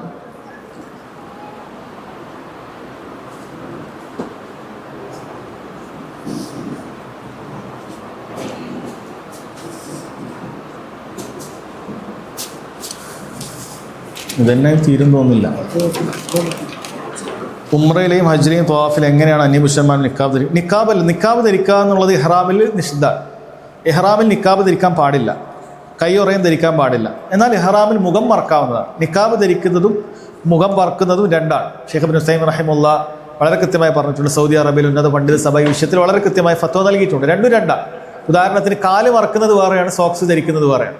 ഉംറയിൽ ഒരാൾക്ക് കാല് മറക്കാം, എന്നാൽ സോക്സ് ധരിക്കാൻ പാടില്ല. പുരുഷനാണെങ്കിലും ഒരാൾക്ക് കിടന്നുറങ്ങിക്കൂടെ? ഉറങ്ങാം. ഒരാൾ ബസ്സിലോ ഫ്ലൈറ്റിലോ അല്ലെങ്കിൽ റൂം എടുത്തിട്ടോ ഇഹ്റാമിൽ തന്നെ കാല് മറിച്ചിട്ട് ഉറങ്ങാം, പക്ഷേ സോക്സ് ധരിക്കാൻ പറ്റൂല. അപ്പം അതേപോലെ തന്നെയാണ് സ്ത്രീകൾ. നിക്കാബ് എന്ന് പറയുന്നത് കാലിന് സോക്സ് ഉള്ളതുപോലെ മുഖത്തിൻ്റെ വസ്ത്രമാണ് നിക്കാബ്. അത് ധരിക്കാൻ പാടില്ല എന്നാണ് പറഞ്ഞത്. മുഖം മറക്കാൻ പാടില്ല എന്ന് പറഞ്ഞിട്ടില്ല. അതുകൊണ്ട് തന്നെ തലയിൽ നിന്നും എന്തെങ്കിലുമൊക്കെ തുണി, അത് വല്ല പിൻ ചെയ്യുക, തലയിൽ പിന്നുകൊണ്ടോ സ്റ്റിക്കറോ എന്തെങ്കിലുമൊക്കെ ഉപയോഗിച്ചിട്ട് എന്ത് ചെയ്യുക, അത് തലയിൽ നിന്നും താഴേക്ക് തട്ടിടുക. അപ്പോൾ കാണാനോ അത് കുറച്ച് പ്രയാസം ഉണ്ടാവും. കണ്ണിൻ്റെ ഭാഗത്ത് കുറച്ച് നേരിയ രൂപത്തിലൊക്കെ ആദ്യമേ പ്ലാൻ ചെയ്ത് അങ്ങനെ ചെയ്യാവുന്നതാണ്. അല്ലെങ്കിൽ കുറച്ച് നേരിയ രൂപത്തിലുള്ളത് ഉപയോഗിക്കുക, നമുക്ക് അങ്ങോട്ടും ഇങ്ങോട്ടും കാണുകയൊക്കെ, അതായത് ആളുകൾ കാണുകയൊക്കെ ചെയ്യാം. എന്നിരുന്നാലും മുഖം മറക്കണമെന്ന് മനസ്സിലാക്കുന്ന ആളുകൾ ആ അവസ്ഥയിൽ ഒഴിവാക്കേണ്ടതില്ല. കാല് തടവുന്ന രൂപം, തയമ്മും ചെയ്യുമ്പോൾ കാല് തടവിൻ്റെ ആവശ്യം വരുന്നില്ല. തയമ്മം എന്ന് പറഞ്ഞാൽ അതിന് മുഖവും കൈയും മാത്രമേ അവയുള്ളൂ, കാല് തടവുന്ന വിഷയമില്ല. ഇനി സോക്സിൽ തടവുകയാണെങ്കിൽ അതിൻ്റെ രൂപമാണ് ചോദിച്ചത് എങ്കിൽ വുളു എടുത്ത് ധരിച്ചാൽ മാത്രമേ സോക്സ് തടവാൻ പാടുള്ളൂ. നമ്മൾ വുളുവൊന്നും എടുക്കാതെ സോക്സ് ധരിച്ചിട്ട് ഇറങ്ങിയതാണെങ്കിൽ പിന്നീട് അതിൽ തടവാനൊന്നും പറ്റൂല. അത് ആദ്യമേ എന്ത് ചെയ്യണം, വുളു എടുത്തിട്ട് സോക്സ് ധരിക്കണം. ആ സോക്സ് നെര്യാണിയുടെ ഒപ്പം അല്ലെങ്കിൽ അതിന് മുകളിലേക്ക് എത്തണം.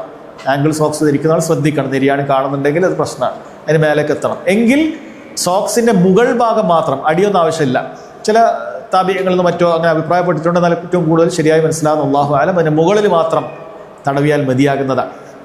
അലി റളിയല്ലാഹു അൻഹുവിൻ്റെ അസറിൽ അത് വളരെ കൃത്യമായി വന്നിട്ടുണ്ട്. മുകളിൽ മാത്രം മതിയായതാണ്. മുകളിൽ തടവുക, വലത്തെ കൈകൊണ്ട് വലത്തെ കാലിന് മുകളിൽ തടവുക, ഇടത്തെ കൈകൊണ്ട് ഇടത്തെ കാലിന് മുകളിൽ തടവുക. തടവുന്ന എല്ലാ കേസിലും മനസ്സിലാക്കുക, കുറേ നനവ് ആവശ്യമില്ല. എല്ലാ തടവലുകളും ലൈറ്റ് ഡ്രൈ, അതായത് ചെറിയ വെറ്റ് മാത്രമേ അതിന് ആവശ്യമുള്ളൂ. കാരണം തടവാനാണ് നിശ്ചയിക്കപ്പെട്ടത്, കഴുകാനല്ല. കഴുകാനാണെങ്കിൽ നന്നായി കഴുകാൻ ഇതിൽ പറയുമായിരുന്നു. തടവുന്ന സമയത്ത് വെള്ളത്തിൻ്റെ ആവശ്യം അധികമില്ല. അവിടെ ലൈറ്റായിരിക്കും. കൈ വെള്ളം എടുത്തതിനാൽ കൈയൊക്കെ ഒഴിവായി എത്രേണ്ട, അങ്ങനെ തടവേണ്ട ആവശ്യം മാത്രമേ ഉള്ളൂ. രണ്ടാമത്തെ റക്അത്തിൽ തശഹുദ് നമസ്കാരം മാറ്റി നിസ്കരിക്കേണ്ടതില്ല. നേരത്തെ ഇത് ചോദ്യമായിരിക്കും, ഇപ്പോൾ മനസ്സിലായിട്ടുണ്ടാകും. തശഹുദുൽ അവ്വലാണെങ്കിൽ, അതായത് 3 റക്അത്തിൽ നിസ്കാരമാണെങ്കിൽ ഒന്നാമത്തെ തശഹുദ് മറന്നാൽ നമ്മൾ പറഞ്ഞു എഴുന്നേറ്റ് നിന്ന് പോയിട്ടുണ്ട് എങ്കിൽ സലാം വീട്ടുന്നതിന് മുമ്പ് സഹവിൻ്റെ സുജൂദ് ചെയ്താൽ മാത്രം മതിയാകുന്നതാണ്. ആ തശഹുദ് മാറ്റി ചെയ്യേണ്ടതില്ല, കാരണം അത് റുക്കനല്ല. സുബഹി നിസ്കാരത്തിൽ ചിലപ്പോൾ സുജൂദിൽ ഉറങ്ങിപ്പോകുന്നു. അത് കുറേ നേരം ഉറങ്ങി ബോധം നഷ്ടപ്പെട്ടിട്ടുണ്ടെങ്കിൽ മാറ്റി നിസ്കരിക്കേണ്ടി വരും.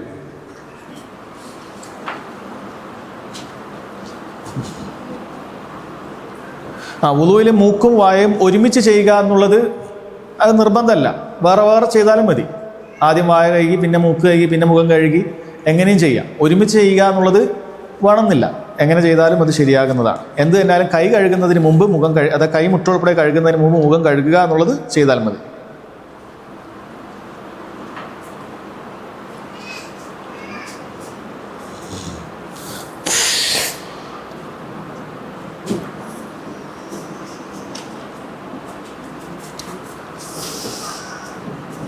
വുളുവിൽ എത്ര തവണ കഴുകണം? ഓരോ അവയവങ്ങളും ഒരു തവണ കഴുകലാണ് ഫർള്.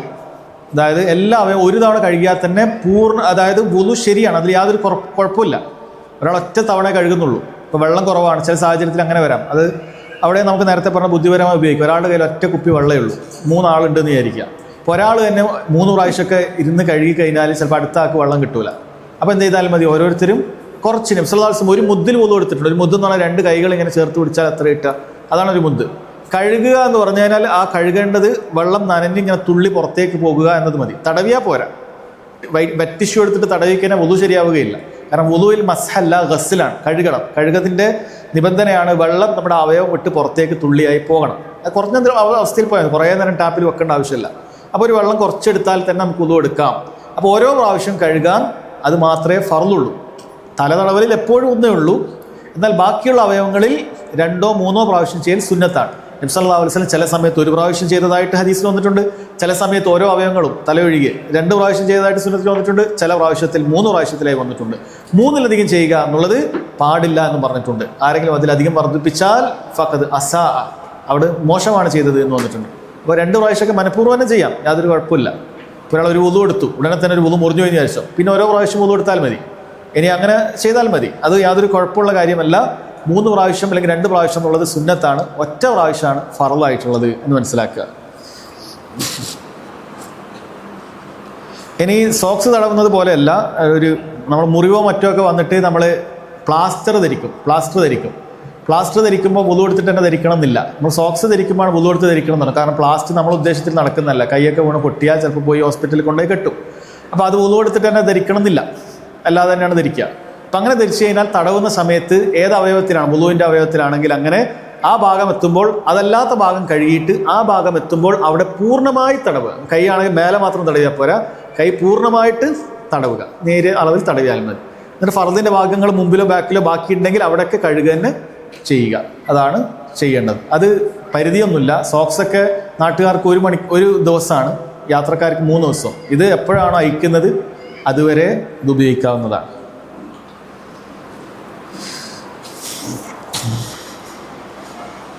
കുറേ ചോദ്യങ്ങൾ ചോദിക്കാത്തതുണ്ടാവും, പറയാത്തതുണ്ടാവും.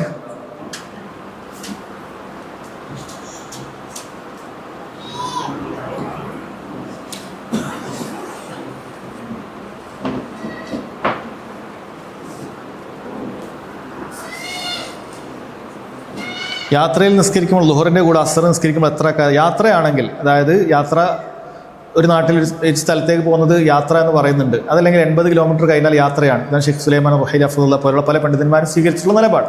അങ്ങനെ യാത്രയാണ് എങ്കിൽ നമുക്ക് ഖസറാക്കി നിസ്കരിക്കാം. ഖസർ എന്ന് പറഞ്ഞാൽ ഇത്രയേ ഉള്ളൂ, 4 റക്അത്തുള്ള നിസ്കാരം 2ആക്കി നിസ്കരിക്കുക. അതാണ് ഖസറിൻ്റെ ഡെഫിനിഷൻ, താരീഫ്. ളുഹർ, അസർ, ഇഷ ഇത് 2ആക്കി നിസ്കരിക്കുക എന്നുള്ളതാണ് ഖസർ എന്നുകൊണ്ട് ഉദ്ദേശിക്കുന്നത്. അത് മഗ്രിബിനോ ഫജറിനോ ബാധകമല്ല. ളുഹർ, അസർ, ഇഷ അത് 2ആക്കി നിസ്കരിക്കുക എന്നുള്ളതാണ് ഖസർ. അത് ഒരു വക്തിൽ തന്നെ അടുത്ത വക്തിൻ്റെ നിസ്കാരം കൂടി ചേർത്ത് നിസ്കരിക്കുക എന്നുള്ളതാണ് ജംഅ്, ഒരുമിച്ച് നിസ്കരിക്കുക. ഇതെല്ലാം അങ്ങോട്ടും ഇങ്ങോട്ടും പറ്റൂല. ളുഹർ അസറും തമ്മിൽ ളുഹറിൻ്റെ സമയത്തോ അസറിൻ്റെ സമയത്തോ പറ്റും. മഗ്രിബ് ഇഷയും തമ്മിൽ മഗ്രിബിൻ്റെ സമയത്തോ ഇഷയുടെ സമയത്തോ പറ്റും. ഇതിനപ്പുറത്തേക്ക് വേറെ ഇല്ല. ഇഷയും ഫജറും ഇല്ല, ഫജറും ളുഹറും ഇല്ല. അത് മനസ്സിലാക്കുക.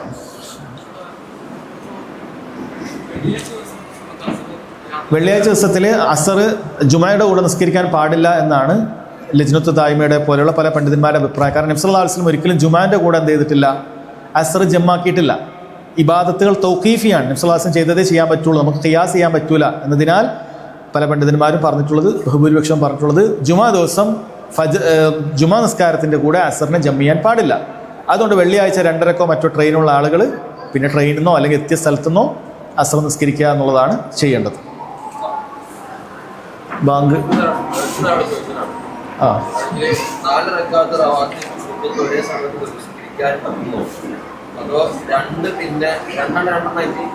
രണ്ടായിട്ട് നിസ്കരിക്കുകയാണ് വേണ്ടത്. കാരണം സലാത്തുൽ ലൈലി വന്നഹാരി മസ്ന മസ്ന, രാത്രിയിലും പകലിലുമുള്ള നിസ്കാരങ്ങൾ 2 എന്നൊരു ഹദീസ് വന്നിട്ടുണ്ട്. ഷെയ്ഖ് ഇബ്നു ബാസ് റഹിമഹുള്ളാഹ് പറഞ്ഞിരിക്കുന്നത് ളുഹറിന് മുമ്പൊക്കെ 2 നിസ്കരിക്കേണ്ടത് എന്നാണ്.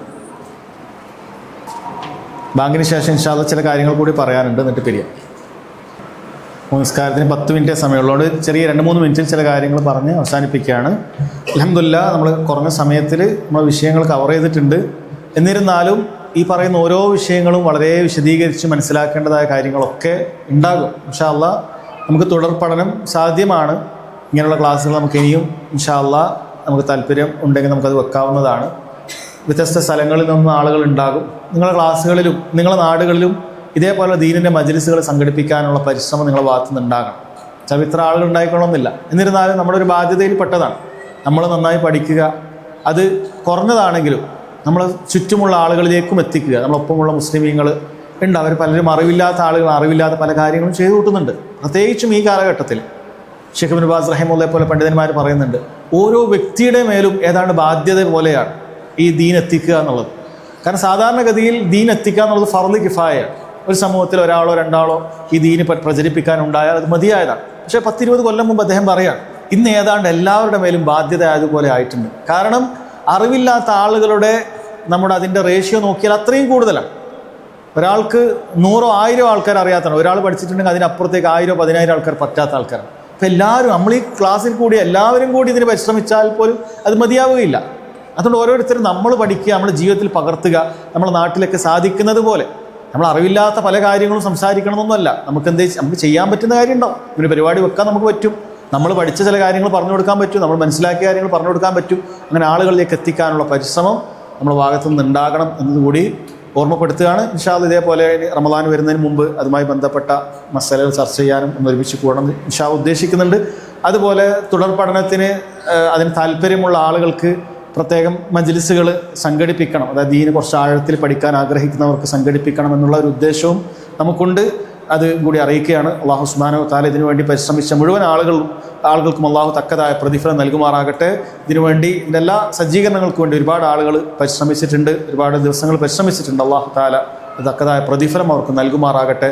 അതോടൊപ്പം ഈ ഹോൾ നമുക്ക് വിട്ടു തന്ന ഈ ആളുകൾക്കും അല്ലാഹുവിൻ്റെ പേരിൽ അവർക്കും നന്ദി രേഖപ്പെടുത്തുകയാണ്. അല്ലാഹു സുബ്ഹാനഹു വ തആല അവർക്കും നൽകിയതിൽ വലിയ പ്രതിഫലം നൽകുമാറാകട്ടെ. അല്ലാഹു തആല നമുക്കൊക്കെ സംഭവിച്ചു പോയിട്ടുള്ള ചെറുതും വലുതുമായ അബദ്ധങ്ങൾ, തെറ്റുകുറ്റങ്ങൾ വിട്ടുപുറത്ത് മാപ്പാക്കി നൽകുമാറാകട്ടെ. ഒരുപാട് രോഗങ്ങളും പ്രയാസങ്ങളും ബുദ്ധിമുട്ടുകളൊക്കെ ഉള്ള ആളുകൾ നമ്മുടെയൊക്കെ കൂട്ടത്തിലുണ്ട്, നമ്മുടെയൊക്കെ കുടുംബത്തിലുണ്ട്. റബ്ബ് സുബ്ഹാനഹു വ തആല അവൻ്റെ മഹത്തായ ഫദ്ൽ കൊണ്ട് അതെല്ലാം ഷിഫ നൽകുമാറാകട്ടെ, തുറവി നൽകുമാറാകട്ടെ. സാമ്പത്തികമായ ബുദ്ധിമുട്ടുകൾ അനുഭവിക്കുന്ന പ്രയാസപ്പെടുന്ന ആളുകളും കടബാധിതരുമൊക്കെ നമ്മുടെ കൂട്ടത്തിലുണ്ട്. അള്ളാഹു അവർക്കെല്ലാവർക്കും തുറവിയും വിശാലതയും നൽകുമാറാകട്ടെ. റബ്ബ് സുബ്ഹാനഹു വ തആല നമ്മുടെ പ്രവർത്തനങ്ങൾ സ്വീകരിക്കുകയും ഇവിടെ ഒരുമിച്ച് കൂട്ടിയതുപോലെ നാളെ പരലോകത്ത് ജന്നാത്തുൽ ഫിർദൗസിൽ നമ്മളെ എവരെയും ഒരുമിച്ച് കൂട്ടുകയും ചെയ്യുമാറാകട്ടെ. വഹദാ വല്ലാഹു തആല അഅലം വസല്ലല്ലാഹു അലാ നബീന മുഹമ്മദ് വഅലാ ആലിഹി വസഹ്ബിഹി വസല്ലം. സുബ്ഹാനകല്ലാഹുമ്മ ബിഹംദിക അഷ്ഹദു അൻ ലാ ഇലാഹ ഇല്ലാ അൻത അസ്തഗ്ഫിറുക വഅതൂബു ഇലൈക്. അസ്സലാമു അലൈക്കും വറഹ്മത്തുള്ളാഹി.